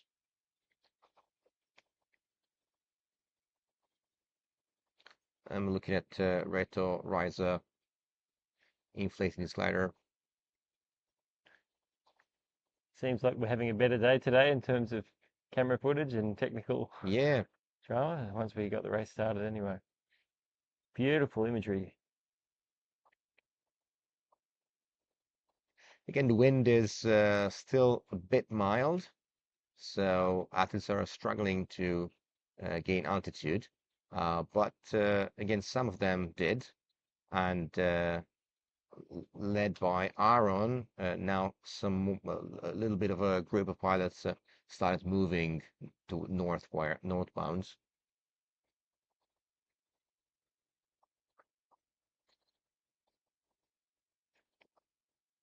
So this ridge isn't like, it has some features that'll work better than others, and there might be some little thermals among there as well.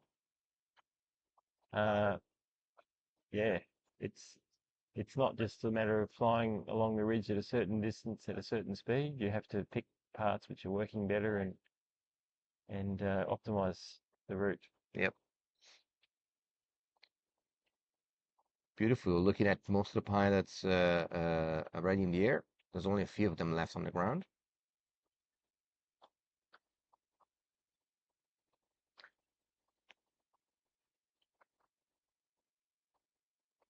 At least everyone so far is managing to stay up. Yeah, yeah. It looks like the wind was not too soft at the end. And going back on the live tracking, we still confirm Aaron leading the group, but it looks like he is struggling a little bit now. He will have Yeah, to climb a below bit. the ridge. Yeah, He's done a turn, but it hasn't really produced anything for him. But he's still making distance along the course line. yep, The disadvantage of being in front is that if people see you doing well, they'll join you. But if they see you struggling, they'll just keep the height where they are. yep. You can see the gaggle is very tight, so it's very hard to see, uh, except from Aaron, who else is in the leading pack, and if there's any gaps.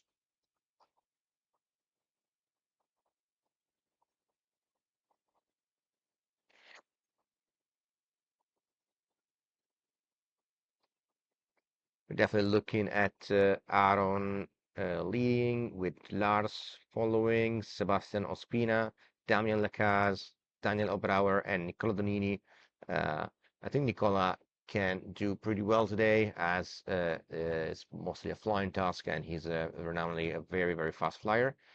Together with Michael Witchy and Remy Burdell following. So this is at the moment the current top group of pilots. They're flying fast. I mean, the course is very short, as you can see, but the as well the turn point is quite far out in the desert, so it's not so easy to tag it if you don't have enough altitude. Yeah, definitely. Aaron will want to get some height before he makes the crossing, and in that time, I suspect he'll be joined by the chasing pack. Yeah. We look here at some more athletes. This guy is from the challenge category, karting the dune, hoping to take off soon. And this is the view from the landing area. You can see the dune there where the pilots are starting. And as we move left, you can see most of them in the sky trying to make their way up. Again, if they want to fly fast, they will have to stay quite low. But on soft days like today, if you get too low too soon, it can be quite tricky. Yep. Yeah, usually the lower you get, the harder it is. Yeah. Even last task, we had some people land when they didn't want to, and the winds were quite strong, but then we're pushing really hard and Yeah. taking more risks.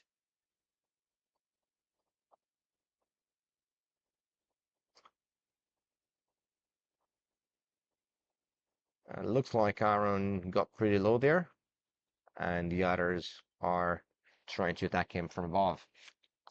So I remember flying where Aaron is now, and it's pretty gnarly. There's like a quarry or something in front there. You can see it a little bit on the live tracking, and there's these big blocks of rocks. It's pretty rough ground in front, so that means the airflow is going to be a little bit disturbed by that. And yeah, he's a good pilot. I'm sure he'll figure something out. And we're looking at Eli Egger in the sky now on the green glider, followed by a challenge athlete. Again, the challenge category will only be flying to the big cylinder in the north and then to the big cylinder in the south and back to the landing. Whereas the pro category will have to fly to the cylinder in the north a second time before getting to the finish line.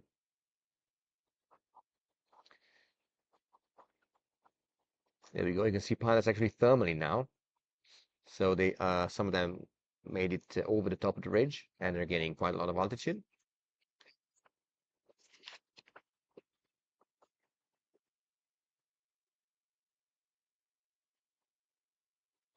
And you can see like also this moments of preparing the wing and cut it up, put it down, unfolding it again. It's a lot of time lost. So that's definitely something you don't want to do. Try to avoid at least in a race like the one of today. And you can see the pilot getting a little bit higher there. He definitely made it quite high above the top of the dune of the ridge.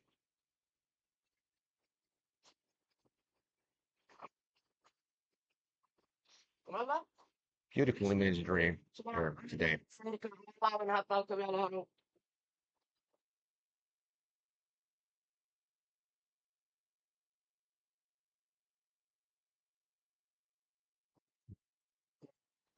All right, and going back to the live stream, it looks like Aaron made it back up, but he got Nice flying, chased Aaron. down, yeah, by the others. So now the Gaggle is again quite closely packed.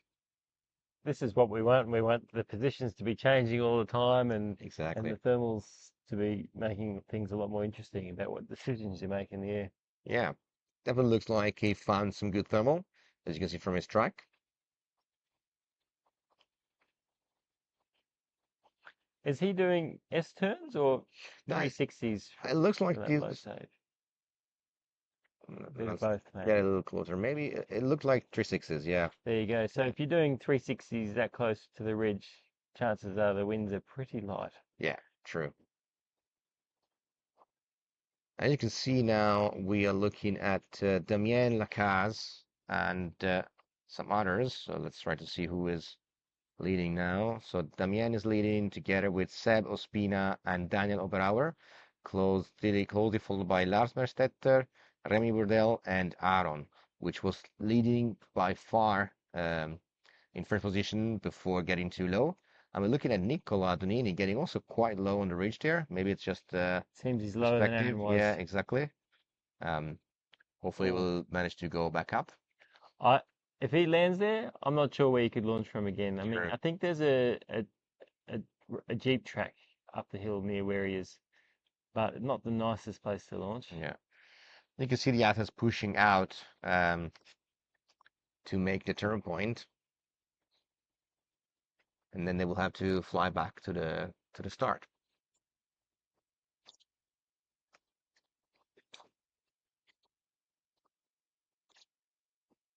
At the start, we have a camera waiting for them as they will have to land a sign and then decide whether to hike up again or to kite their wings up.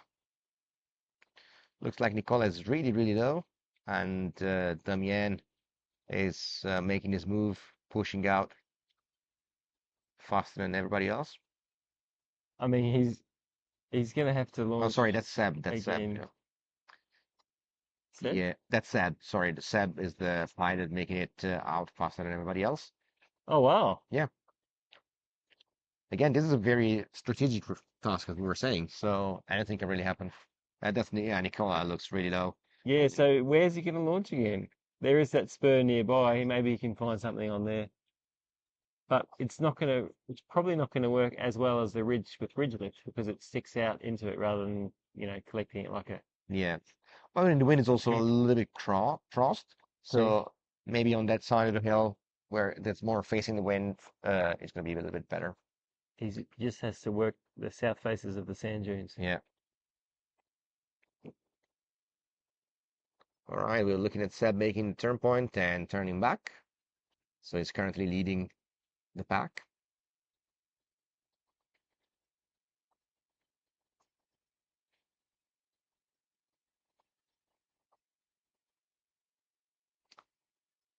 And second in turn point will probably be Aaron. Again, as long as Aaron keeps in the top 5 positions, is still guaranteeing himself a good overall ranking. And I would say, I think we can say that Nicola landed as instructs him to stop down there. So we'll see what he was gonna do. He was gonna do next. And basically, Aaron and Damien are side to side after tagging the turn point. Looks like Aaron found some lift right there, so he's wisely taking advantage of it. He did really well, Aaron, to get out of there with that low save before. I'm Yeah, pretty impressed, especially considering that it seems light and not so easy to stay high, even if you're at the top of the ridge. yeah. And again, the trucks are mixing up a little bit now, as there will be a lot of cabinet going, on the same route. But we are ready at the landing field, waiting for the athletes to try and see who's gonna be there first.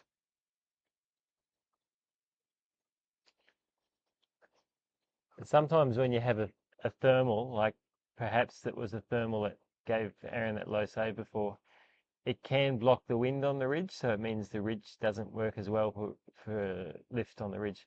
When I'm ridge soaring and I notice the lift drop off a bit, I often suspect there might be a thermal out the front, and yeah, if the ridge isn't working, then try something else and push out in front and see what you can find.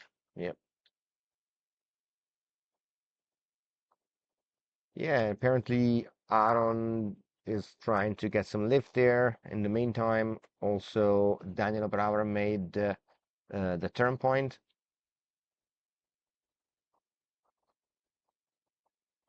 And we're looking at Seb Ospina back on the ridge, trying to get some lift before heading back for a landing. So roughly where Seb is now, we last time 2 years ago we both pushed out to the turn point together, and about that point there he was slightly above me, and he managed to stay up, and I landed close to where Aaron almost landed before. Yeah. And in the meantime, amazing performance from Paulina Müller. She's currently the first woman, and she's flying towards the turn point. She's shortly followed by Ailey Egger, who's just a few meters behind her, but we'll see. It can be a bit of a psychological game, and usually men tend to push too hard and take too many risks and get themselves in a position like our friend Nicola who landed there. So women might have the advantage in that situation where they can just be a little bit more sensible. True. Yeah, it looks like Nicola decided to hike up on the dune a little bit, as much as he needs to, in order to get some air, to get airborne again. Again, now lines are crossing a little bit, so it's a bit more harder to see, but it looks like Damien is pushing a little bit further out. Sorry, further back to landing. and we have Aaron following shortly behind together with Lars. And Top of the pack today, yeah, firmly. Reto Reiser, but he's still on the way. Exactly. He's still on his way to go. Oh, that's the smart move, getting hype before you push out from the ridge. Definitely, yes. And we're looking at Melina Vinci as well, making her way towards the turn point. She's crossing now. She's crossing now with the first ones who are coming back. And in the meantime, I assume Thomas Matera and Helmut Heikholzer bombed out as they were pushing a little bit too low on their way to the turn point. They're close to where the turn point was last year, so we all launched on the dirt tracks above them. Mm. But it was really not a nice place to launch, and you can waste a bit of time trying to launch, getting your lines caught on the rocks, especially if the wind is light. I'm trying to find Seb as he was among the first ones. Ah, there he is. So at the moment we have Damien in the front, followed by Seb and Aaron just shortly after, and Lars Merstetter. He won yesterday's task and is currently in third position, so fourth position, so it's doing really well. Again, our cameras are ready at the landing field to see who is going to be first at the signboard at turn point 2. After that, they will have to hike up back to the dune.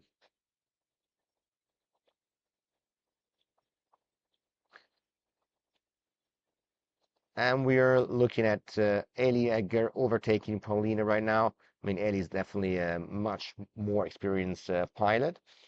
She was the first woman to ever completing the Red Bull Exalt race this year. She was as well supporting Aaron de Regatti in a previous edition. Whereas Paulina Muller is only been flying for 3 years now, and she's the only athlete in the race with intermediate B glider, as opposed to everybody else having high-end Hike&Fly D glider.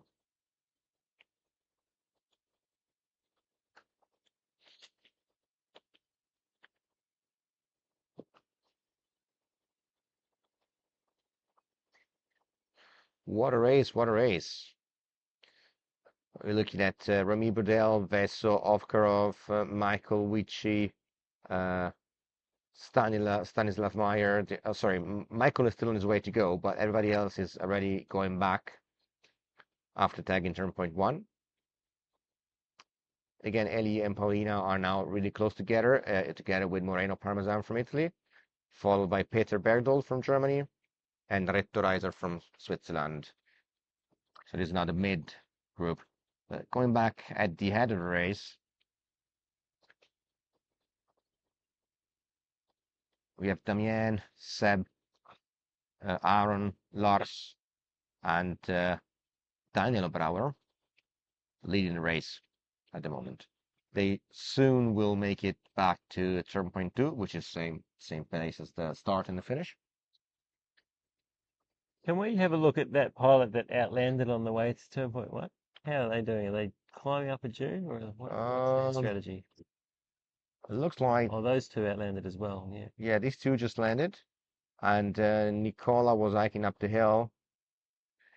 I mean, if he was moving so quickly, he wouldn't have packed up his wing. But Yeah, I assume yeah, I think he was kiting up or just make the carrying on glider his hands, in yeah, ribbon. in a Yeah, yeah, rosette. yeah. He was moving pretty fast up here. Yeah, So there's a lot of pilots around him now. It's yeah. even hard to see where he is. So they must be scratching for lift low on that ridge. I assume. Yeah, I can see Pauline is also quite low, as well as Ali Egger. I mean, we know that live trackers can be quite unprecise on the altitude, especially with this very low altitude. But yeah, I see it very hard for Paulina now to go back up, as well as Moreno Parmesan also made a quite low pull. In the meantime, we're probably going to be looking at the athletes, the first 5 athletes coming to landing quite soon. Yeah, I'm wondering, all of these guys landing out there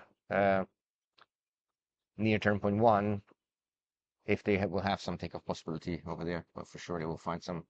Well, they rely on someone else making a mistake. to have any chance to stay in the True. lift. And we're already seeing the first pilot to come down. It should be Damien. I think it's. Oh no, who was that? I mean, the Green Glider is Guy Padua, but now as soon as he gets a little bit closer, we will have a better understanding. Swiss Para. So Nicola Heininger. Swiss Para was Nicola Heininger. So we have Nicola Heininger first on landing, and we will shortly see other people coming. They were really, really close together.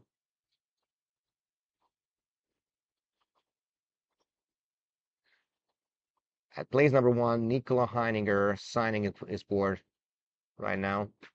We'll see whether he will decide to run up with his ribbon or to try and kite up to be faster.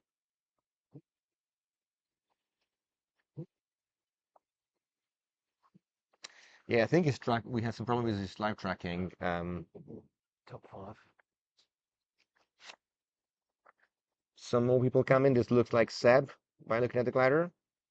Should be Seb Ospina approaching the landing. Even a few wingovers. He obviously had way too much height. Yeah, Didn't push hard enough. true. It's closely followed by other 2 gliders. We'll see as soon as they get a little bit closer. It looks like Aaron on the advance, and could be Damien. I mean, by looking at the live tracker, it should be Seb, Aaron, Damien, and Lars Merstetter, as well as Daniel Brauer. Look at Gaggle at the landing as well. I mean, this one makes it also interesting, but it's going to be very tight today. Got some good ground handling going on at the moment, running up the dune with the wing overhead. Yeah, we're looking at Nicola Heininger kiting up at the moment. Seb signing. Yep. Oh, he looks serious. He's got his racing face on. Yep. Full concentration mode. And we see him running up the hill trying to catch up with Nicola Heininger. That's just a few hundred meters ahead of him. Come on, Seb. My money's on you, mate. Yeah. It's hard to keep up with the signing. There was that looked like Daniel Brauer and Aaron signing, so a 3rd and 4th position, followed by Damien Lacaze. They're jumping over the fence.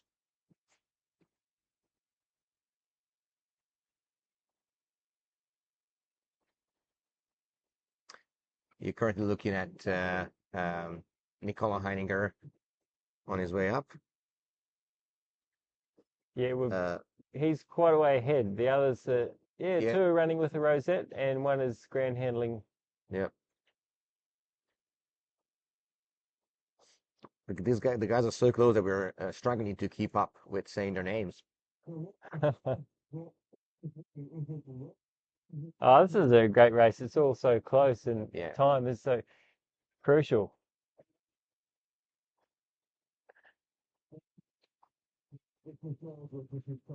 Yeah, every little detail counts today, because a little slight delay in opening your glider, or a mistake in kiting can lead to losing a few seconds.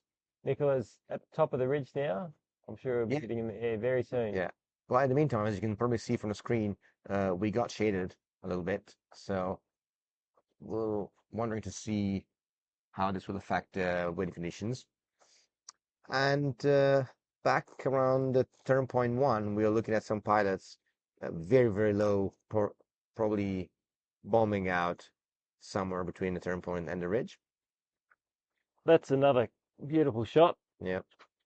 Some of the goat food trees in the foreground.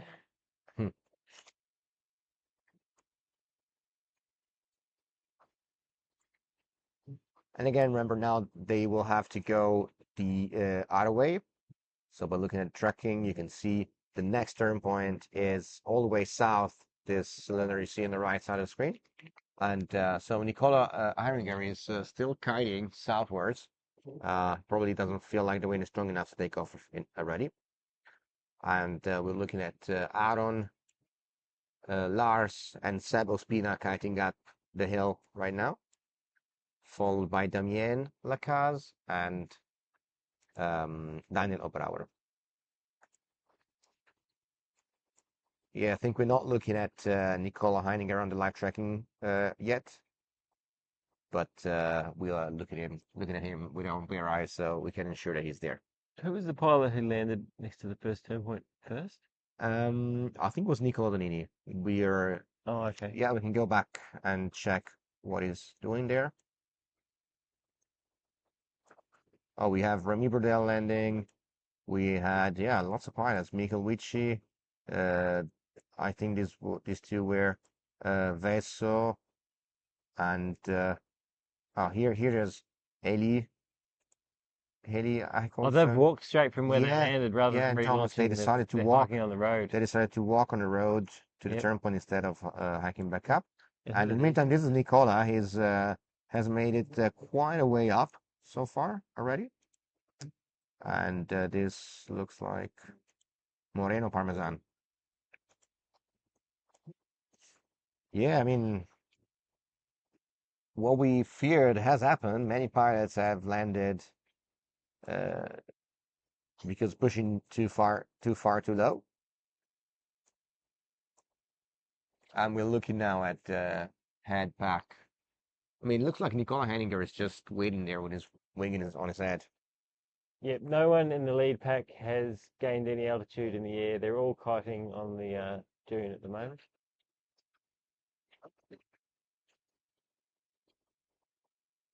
This looks, I mean, looking at the screen right now, it looks like a nice video for nice promotion video for the place with people having fun on the dunes and kiting, but these guys actually trying to go as fast as they can. Just the wind is very strong enough, probably. Still rather crosswind from the south as well. Yeah, and now they have a headwind section. Yep. Back at 0.1, we are looking at some athletes gaining lift. You can definitely see from this shot how harsh the terrain is. So they definitely don't have any launching options up there. No good ones. Whoop, look at this. I think that's Aaron, huh? Yeah. Did he just touch the guy's wing? Yeah, he's touching Seb's wing. Oh, there's some congestion there. Yep.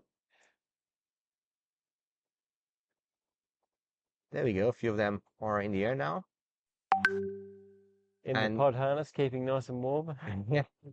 And incredibly enough, Nicola Heininger, who was well ahead of the others, had to wait and come back to launch from a slightly higher place. So now he kind of lost all of his advantage.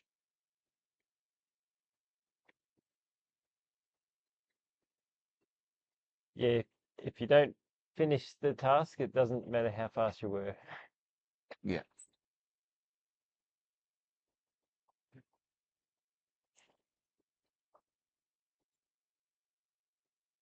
All right, so we've got half a dozen pilots on their way, soaring on the ridge southbound. Yep.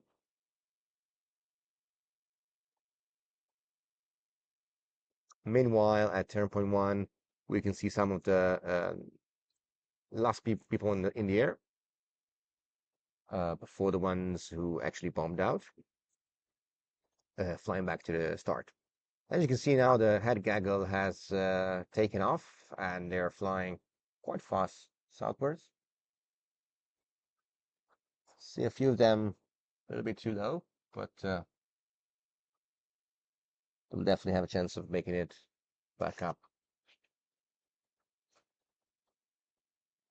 Most of them have made it above the top of the ridge or close to the top of the ridge, where I assume they must have a little bit stronger lift. Paul Guschelbauer still kiting back up on the hill. That's Paul there, is it? Yeah, I think so, yeah.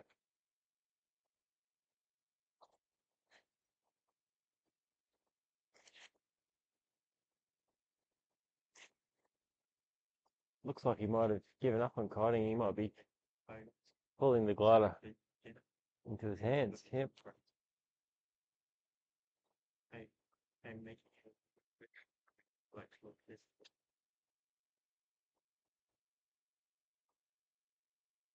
All right. Yeah, as you can see at the end, it looks like a very short task if you can do it all of it by flying, as the first group is almost reaching turn point 3 already. One of them has turned back to get some extra height. It doesn't look super lifty out there, but if you stay at the top of the ridge, it's just Yeah. enough by the looks of it. Yeah, it's funny enough, we can actually see the pilots from where we are right now. I mean, it's probably a bit too far with the camera, but we can see them with our bare own eyes, and at the same time, we can follow them on the live tracking. Let's see who's gonna make turn point 3 first. Looks like Damien is leading the group slightly, followed by Aaron, Lars, uh, Seb, and Daniel Oberauer. Of course, we don't see Nicola Heininger, so we don't know where he is in the group. But maybe he's the one who was left a little bit back behind. Oh, his live tracking's not working. I think the live tracking not working, yeah. I Mm. mean, he was the first one in turn point, but we didn't see him on the live tracking. Uh-huh.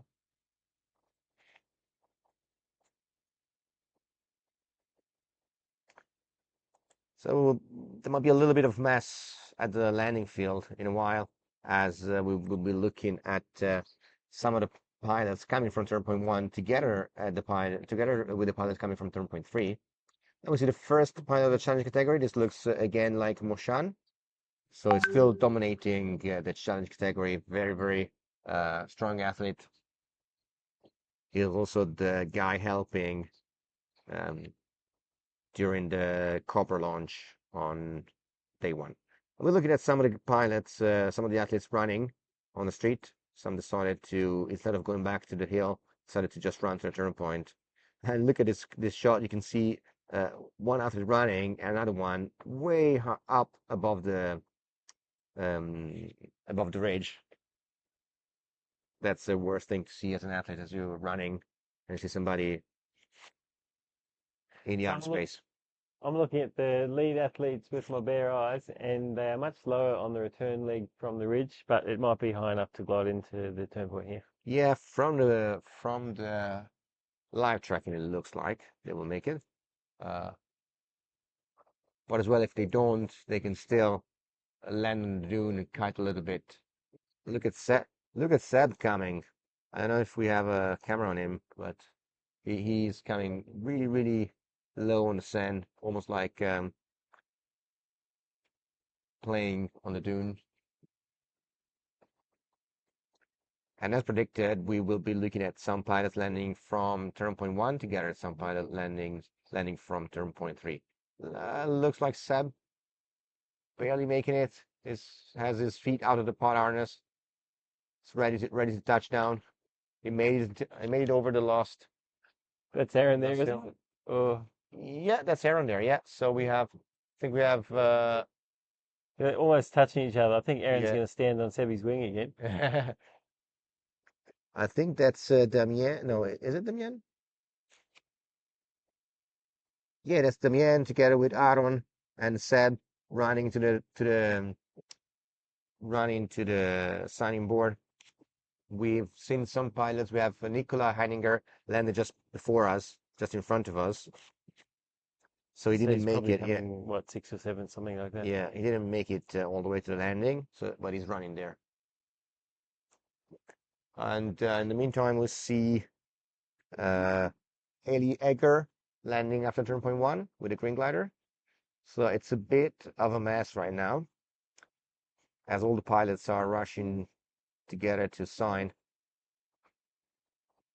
Oh, Melin, no, with this is maybe Yuji, and then Damien on the second sign.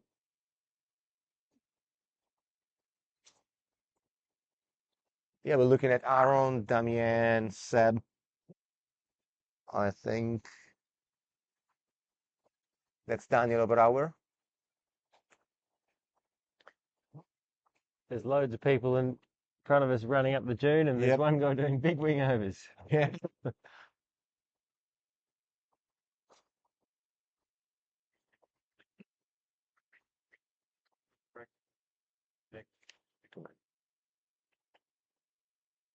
It's hard even for us to keep up with the race.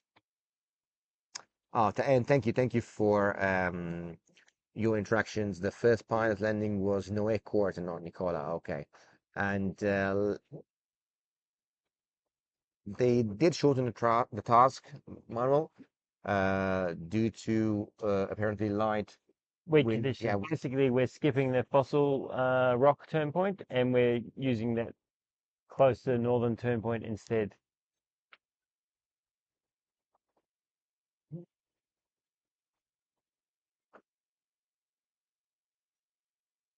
it's hard to recognize the pilots with all their flying gear on, the balaclavas and so forth and whatnot. They should be wearing name tags. Yeah.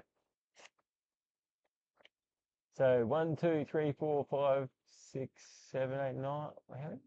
Yeah, a lot of them. Yeah. 3, They're all, 6, 8. yeah, they're all close together hiking up the dune. Yep.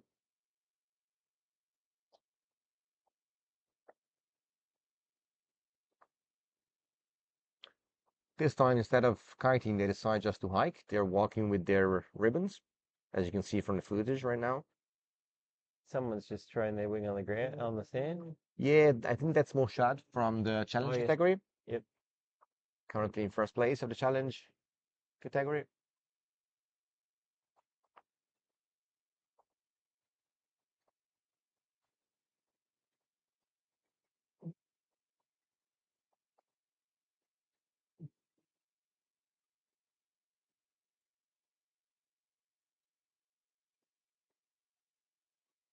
A little slowdown in the race speed, when they're hiking up on the hill, everything kind of stops. It's so funny to follow this race like this because when they fly, everything is so hectic and happening so fast. And when they start walking, especially when they are very close together, not much is happening. But now we're looking at what I believe is Aaron kiting his wing and gaining some advantage on the others. Seb is doing the same with the blue glider. And then they all have this, ultralight white glider. So from a distance, it's very difficult to spot who is who. Uh-huh. Could we maybe have a quick look at the live tracking and see how the other athletes are doing? Sure. We want to get back to this soon because they're about to take off. But So, right. We're looking at, pilots scattered all over the desert, right? yeah, exactly. I mean, Nicola Donini and Moreno are taking off again. Ellie Egger, I think she landed somewhere there. Yeah, it looks like she landed halfway. Probably want to try and go back up. We have Michael Witchy and Vezo probably still flying. Mm-hmm. And then we have the whole pack of the people running on the road with, Oh, they've just yeah, even going back on the road. yeah, they Wow. pushed out after turn point and landed on the road. I mean, it's not a very long run, but Yeah, well, the thing is, if you're there trying to launch in the rocks and you're getting your lines caught, you're thinking if I'd just done this on foot, I could be there by now. exactly. It's a risk to fly, but yeah. I mean, if you're a fast runner, it's probably worth off better to run back Uh-huh. and then climb on the hill. Oh well, so we're looking at the leaders again. No one's taken off yet, have they? But there's someone at the top of the dune. They might be waiting for the wind just to pick up slightly. It's quite light here now, Yeah, and as we saw, like some people got up. So it's definitely worth waiting a couple of minutes for good conditions if it saves you having to walk up again. yeah. It looks like Iron made it to the top. He's now walking to the top. But again, the pack is all very close together. So again, we have Aaron, we have Daniel. Yeah, we have that is the challenge guy who's going for second turn point. That Moshad. Yeah, so we've had the Challenger guy launched from the top of the dune, but he looks like he's slowly losing height. but in the direction of the next turn point. Actually, he might manage to stay up. Yeah. Oh no, Oh. he's landed on the top of the dune. Yeah. Well, in the meanwhile, Seb made his bold move and took off, even not from the highest place from the highest part of the dune. So it's now in the air. Let's see if we have that on camera. He's just got some lift on the ridge. Is it enough to turn in and gain altitude? I'm not sure. He's still going. There's a bit more lift. He's coming up to a steeper part of the ridge. It's very low, but He's making a turn, and I think he might manage. yeah. Have the others noticed yet? Yeah, he's definitely using his piloting skills as a key advantage like he did yesterday. But it took him several attempts to get to the turn point in the air, but he did eventually. And yeah, like now he's in the lead, isn't he, really? Yeah, he is. If he gains more height, and he might be able to keep the lead for a while. He's got some company now, though. Yeah, I believe that is either Damien or let's see, maybe on the live track we have a better. Yeah, should be Daniel Lacaze. Damien. Yeah, Damien, which also together with Seb yesterday was one of the pilots who decided to fly uh, instead of hiking, and they did pay off well for him as he managed to overpass Aaron and end up in second position on yesterday's task. And it looks like they are climbing timidly, but they are. They're definitely higher than when they first started working the ridge there. Yep. And they are both concentrating there on gaining height rather than getting ahead. It's no use being ahead if you're on the ground and people are flying above you.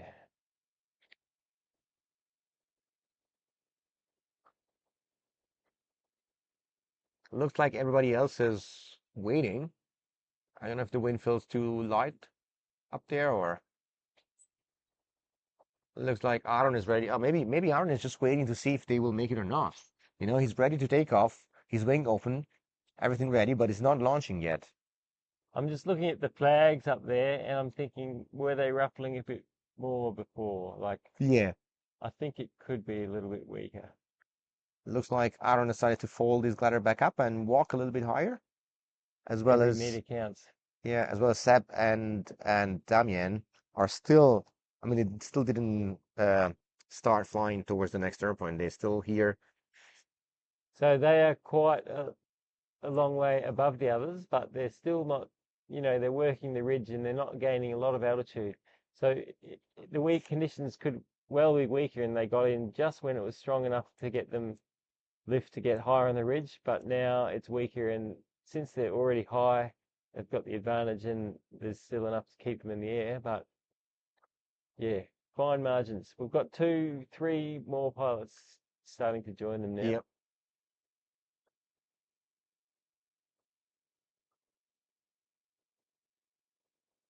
So I believe somebody pointed out that the guy we don't have on tracking is not Nicola Heininger, but Noé Court. Uh-huh. So we will see.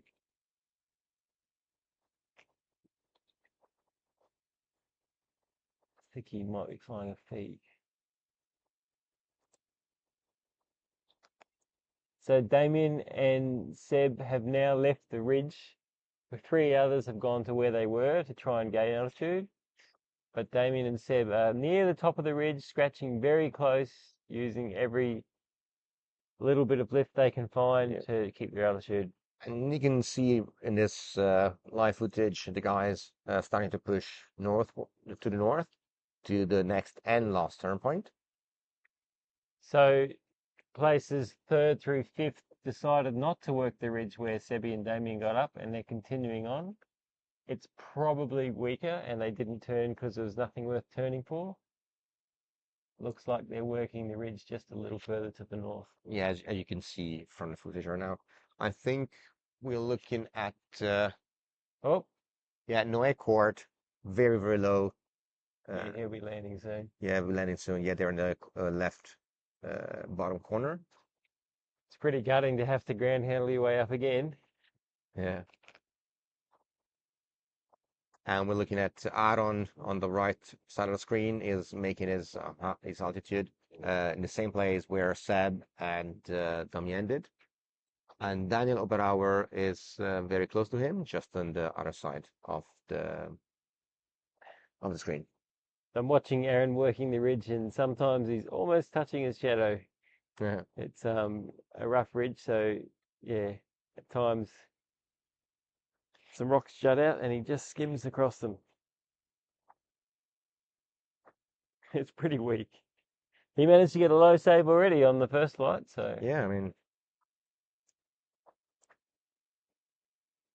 got another pilot come back to join the part of the ridge that Aaron's been working. Who's that?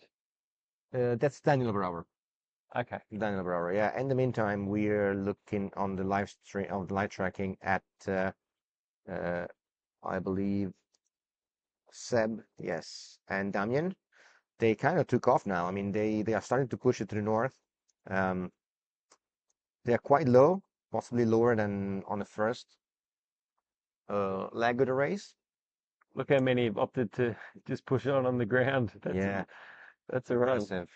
I mean, once you have your glider packed up That's and right. you're far out from the ridge, it's probably just worth it to run back. Yep. If Yeah, your glider's out, you want to fly. If it's not, you like, exactly, is especially it in a worth short it? race. We have Stanislav Meyer, Peter Bergdahl, Remy Burdell, Pauline Müller, Thomas Matera, and Helmut Heikholzer running back on the track. And we have Ailey Egger. She managed to overpass Pauline, but now she also landed. And so Pauline has overtaken her again. And Moreno Parmesan together with Nico Donini, I think they will be choosing the same strategy of running back. In the meantime, Michael Witchy and Reto Reiser together with Vezo Ovkarov are flying back from turn point 1. And they will be soon crossing together with Seb Ospina, who managed to get a little bit higher and is still flying north. And Damien Lacaze was pushing out, so probably he's going for the street as well. He's pushing out from the ridge now, so maybe he's. Oh, he just wants to land on the road. Yeah, I think so. And look at the Will he Gaggle. run the road with the glider over I his mean, head, or will he pack it in the bag? I think we'll pack it in the back. Well, I mean, now it's a matter of running to the turn point and back, and it's over. It's the last leg of the race, so Yep. he probably just decided just to um, fly as far as possible to the turn point and then run all the way. Yeah, for me, this is a more interesting race where you have to be really clever and work the ridge or run. Like, as you can see, sometimes running might be the better option rather than going Yeah. to launch. So there's a lot more decision making involved. And apparently Damien has landed already or is about to land, whereas Seb is a little bit higher. I mean, he probably will not make it anyways, but it will definitely make it a little bit further toward the third point. Oh, wow. You see? Yeah, Amazing, if yeah? there's anyone that should be able to stay on top of the ridge, I thought it would be Seb. But how's Aaron doing? He's with the rest of the pack, still quite close to us Uh-huh. right here. There's Aaron together with Daniel Oberauer and Lars Merstetter. And then, of Uh-huh. course, we have no tracking about Noe Quart. And I think we're also missing Nicola Heininger. And so we'll see. I think they both were around that group. So we'll see later how they did.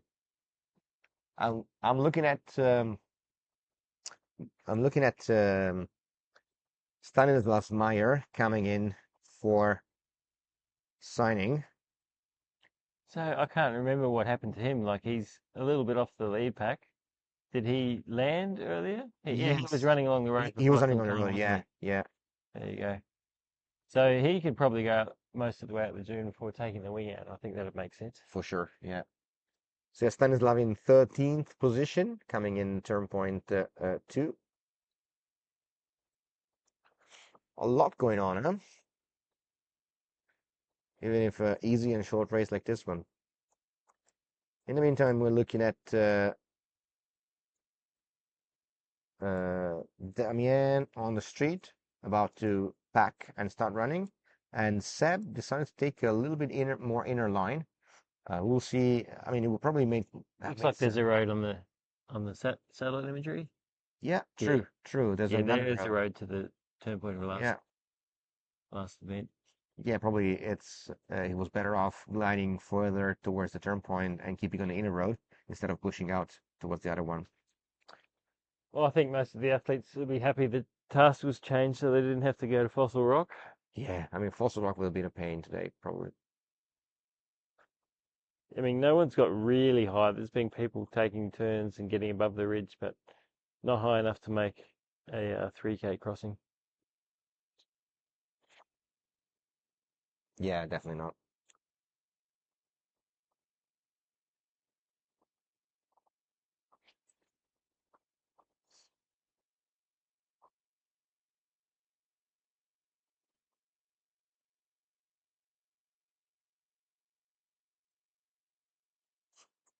And we're looking at some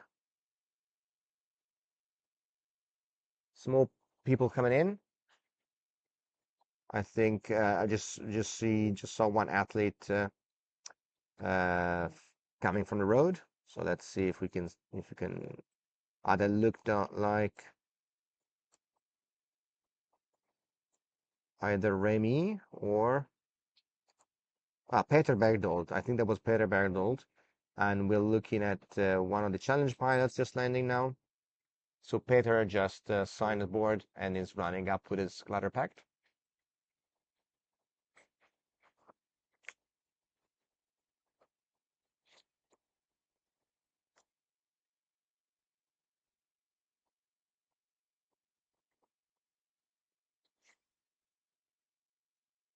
We've got a couple of gliders coming back from the southern turn point. Yep. They in the challenger category. One of them must be Maurice Koller. Uh-huh. We also kind of lost track of him so far, but now he's going back from turn point 3. And we can see Stanislav is running back along the first hike trail, as is the most convenient one to run with your backpack on.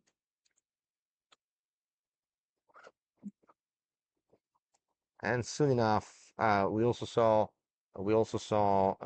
Remy Burdell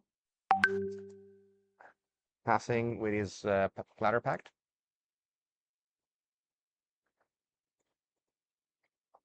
And let's go back to the head of the race.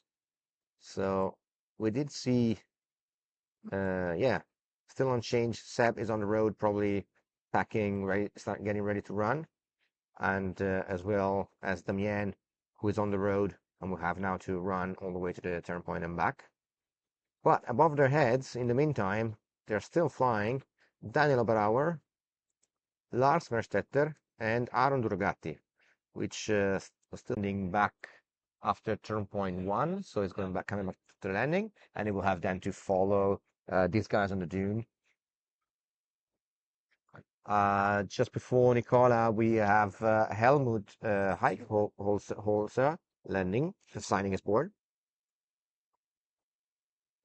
And we're looking at Nicola Donini approaching his landing. I also saw Melina Vinci. Oh yeah, she just passed. Running past. Yeah, she's she jumped just from the road, so she's got a glider on her back. Yeah. Yeah, Nicola was probably the first one. Nicola Donini was probably the first one to bomb out very far out, close to turn point 1, and he found a way back up to take off and made it flying till here.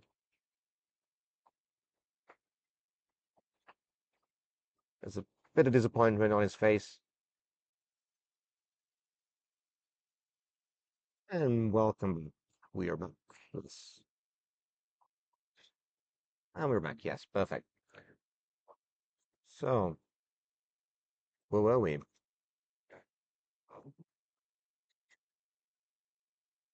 We are on the live streaming right now. We're looking at the head pack making their push.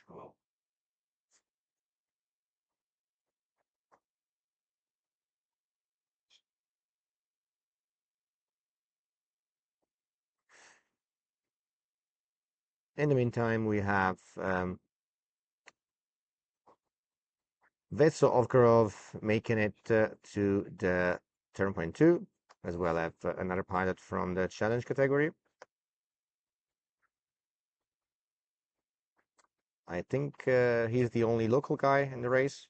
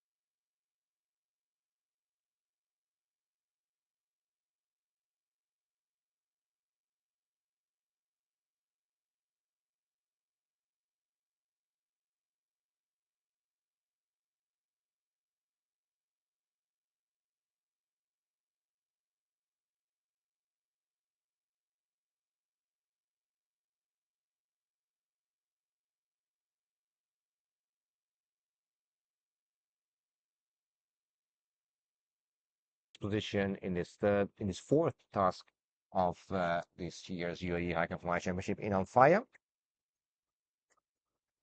Yeah, he ended up coming in with quite a margin. There was two pilots flying with him towards the turn point, but they didn't make it back to the ridge after taking the turn point. They were too low. Yeah, there's Dan Oberauer still flying quite high above the ridge. He will probably make it back quite soon. And now the race is against Damien Lacaze, who's currently running on the road.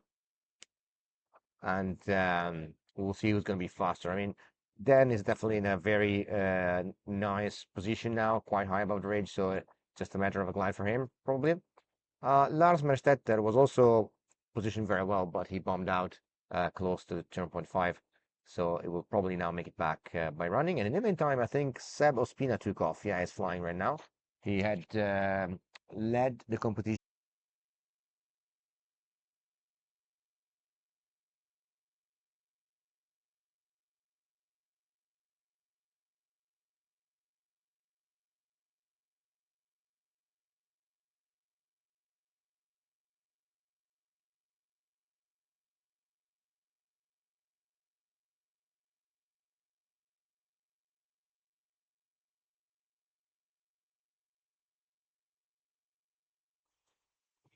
And back we are here from Al Faya on the start 4 of UAE Hike&Fly Championship.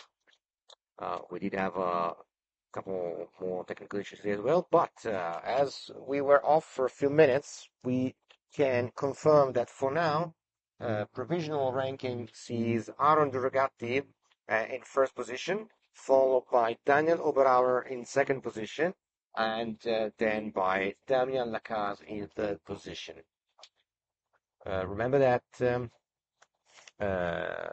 Daniel, together with Aaron, were able to keep flying most of the tasks, actually all of the tasks, whereas Damien did bomb out on his way to turn point 5 and decided to keep running on the road all the way to turn point and back. And at the moment, the situation is we have Lars Merstetter, who was also in the group, and but he bombed out on the way back from the turn point 5, and he's now running back to the finish line, so he will possibly finish in fourth position. They are on a firm surface there, not just sand dunes, because there's a road going through there. We did actually get to have a little chat with Aaron Duragatti before, and he said that last time, 2 years ago, the tasks here didn't work out so well for him. So maybe that helped him be a little bit more conservative this time. And he did see that Seb and Damien were ahead on the ridge, and he was half a kilometre behind. He could have gone to join them, but he thought it's too risky and best to stay in the air. And then when he got that climb, Lars, and who was with him and Lars when they were climbing? I forget. There was three of them. Daniel Oberauer. Yeah, okay. So Aaron managed to climb a little higher, and then they were a little lower, and they decided to keep trying to work the zeros they were in, like not getting any height, but just slowly drifting back towards the ridge. And in the meantime, Aaron thought he'll go for it. He'll push out for the turn point. And what I didn't realize watching the live tracking is he actually got a little climb over the power lines, over the flats, so he could keep some altitude while going away from the ridge to the turn point, and that way he managed to get back to the ridge still with plenty of height, and then it was easy to get back from there. So his compatriots, Lars, and I forget who the other guy was.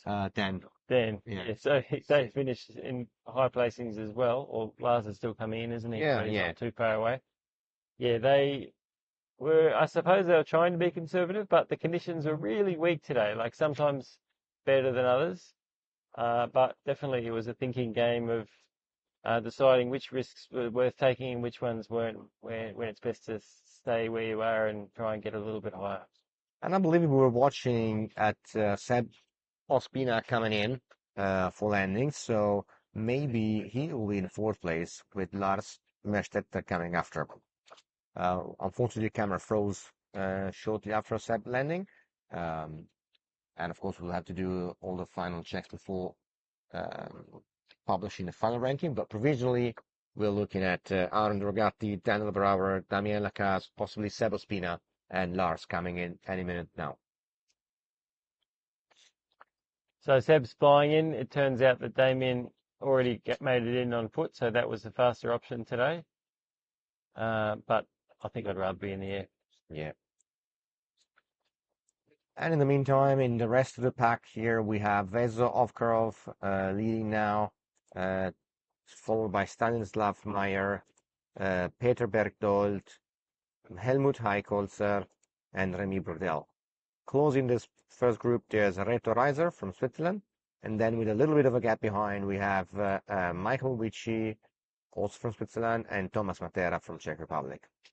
I think Thomas bombed out somewhere close to 0.3 out here in the desert as he passed in front of us running. And I just saw Melina Vinci doing the same, so probably they didn't make it back from 0.3. I'm looking also at Pauline Müller. She bombed out after 0.1, ran all the way to 0.2, took off again, and bombed out after 0.3 probably. So she's running back. Let's see what she will decide to do, if to go up the hill or just keep running at this point, you know?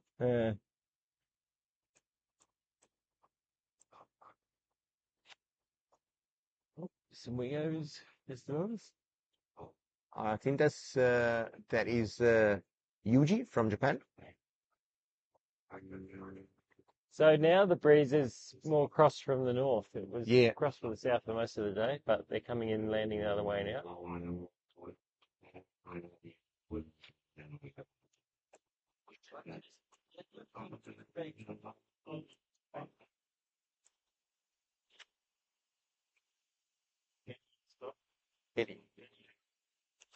And with just that direct information that Eddie Ecker decided to stop the race, we'll further investigate on the reason why that is.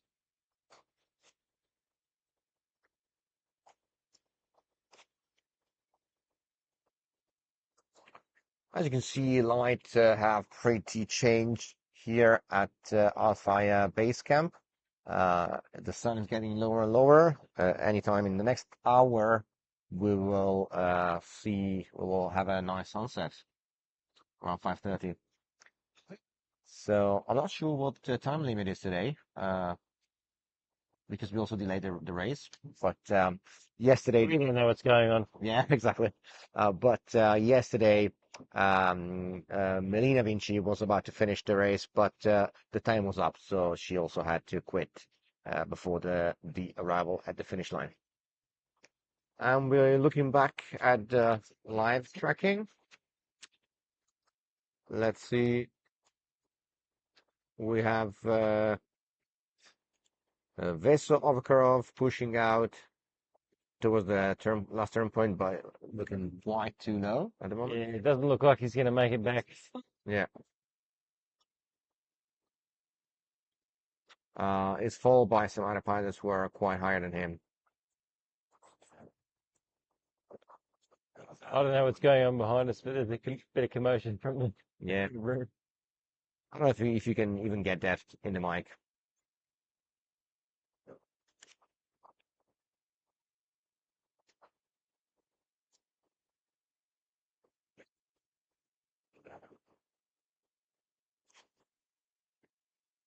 And as usual, if you made it till here, thank you very much for following and for watching, guys.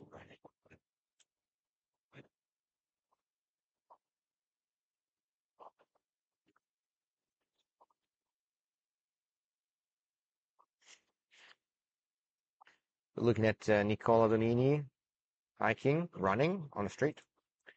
It looks like he's aiming for. Looks like he's aiming for the mountain again. I know he's running away from the mountain. Yeah, he's running. So probably he just made turn point. No, he didn't make the turn point 5. Looks like he bombed out somewhere here. Let's see what he will decide to do.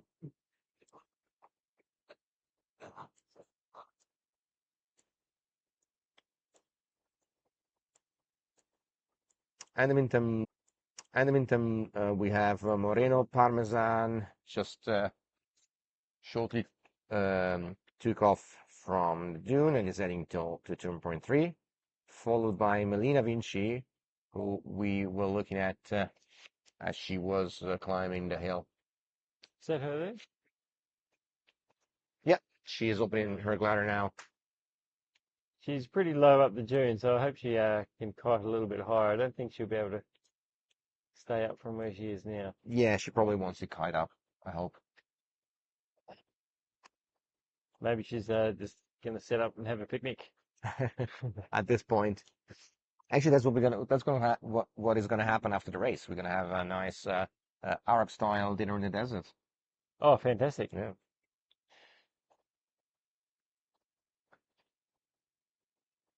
So it looks like someone from the challenger category is coming into land now on a BGD. Yeah. And we have some more. We have some live footage back.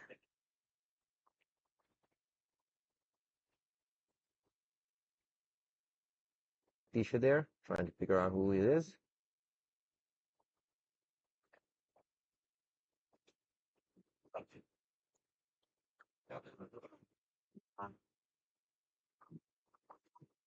Good. Good. Let's see if we can figure it out from live tracking. Now, a few pilots are back at finish line, so we'll hard to.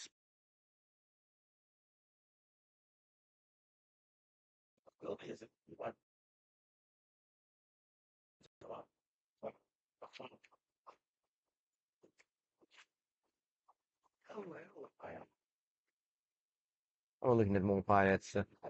We just see Pauline Mueller running back from 0.3. She's going to have to sign the board and hike up the dune again for the last leg of the race to the last turn point. We'll see what she decides to do. If she decides to just go running, keep running, or if she decides to try and at least fly on the way there. I mean, she has headwind now to go there, so Yeah. She's looking pretty strong, but sometimes you run a bit faster when there's cameras around, so who knows if she's true. stepped it up for us. And there she is coming in for her second signature of the day.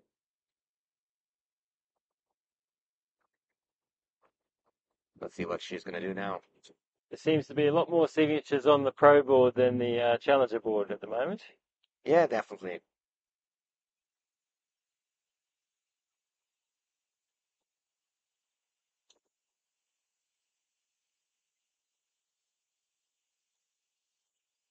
There we see one more pilot who just landed, coming in for a signature. Looks like Alex Villa from Colombia. There you go. Well done, Alex. To make it easier, he decided to just sign outside of the board for a second time because he couldn't find his first signature anymore. And as you probably heard, some dune baggage just left the area here, going for some fun in the desert. That's not all the things you can do here in Dubai and UAE.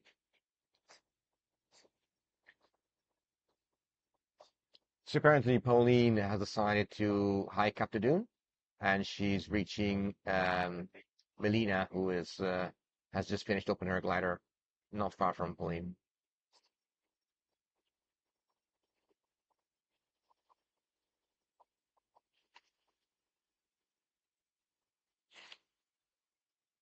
Yeah, the winds are still across from the north now, so it'll be slightly different places to find the lift on the dune.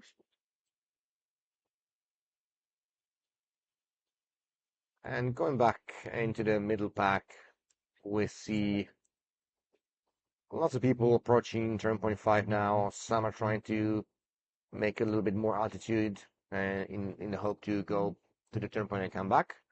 Some of them are bombing out just in front of the turn point, and they will probably have to run all the way back, including Niccolo Donini from Italy. He is somewhere in the middle, is apparently running. We'll see. We don't see from the live tracking whether he made the turn point yet. Hopefully, yes. So it means he will just have to run back.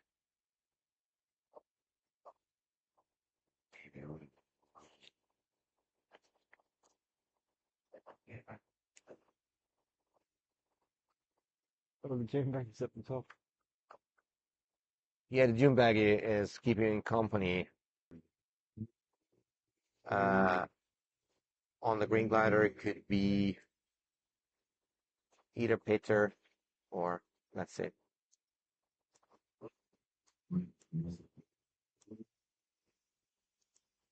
Morris color on the green glider. Morris color and Moreno Parmesan coming in pretty much the same time at the landing field for turn point 3. And back is the buggy. They went for some fun.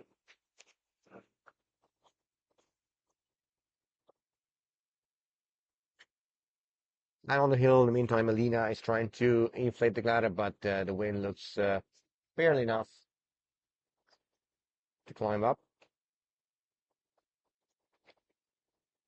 Apparently, Paulina Müller is using the same strategy as Melina and opening the glider same spot.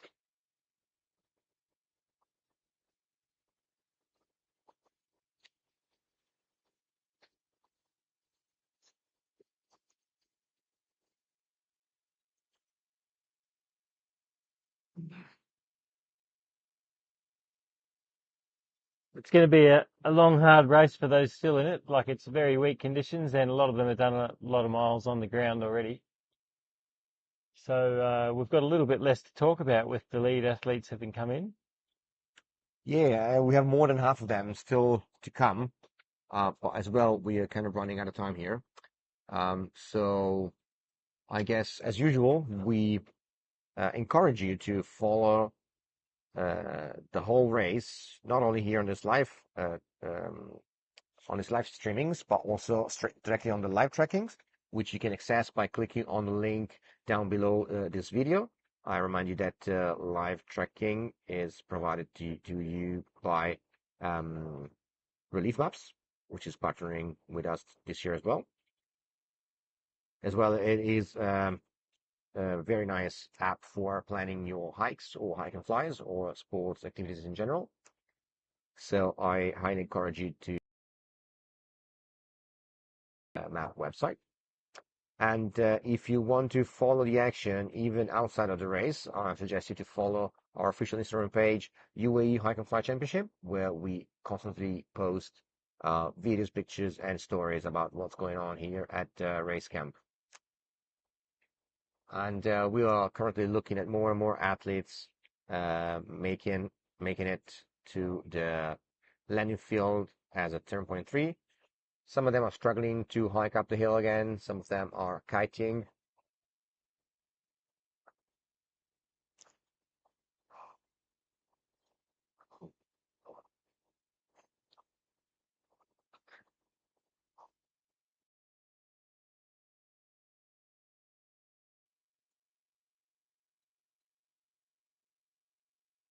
An organizer there, he's Yeah, gone for a fun flight on the flow cube. I think it is. No, sorry, yeah, that's the the mullet. mullet, yeah, yeah.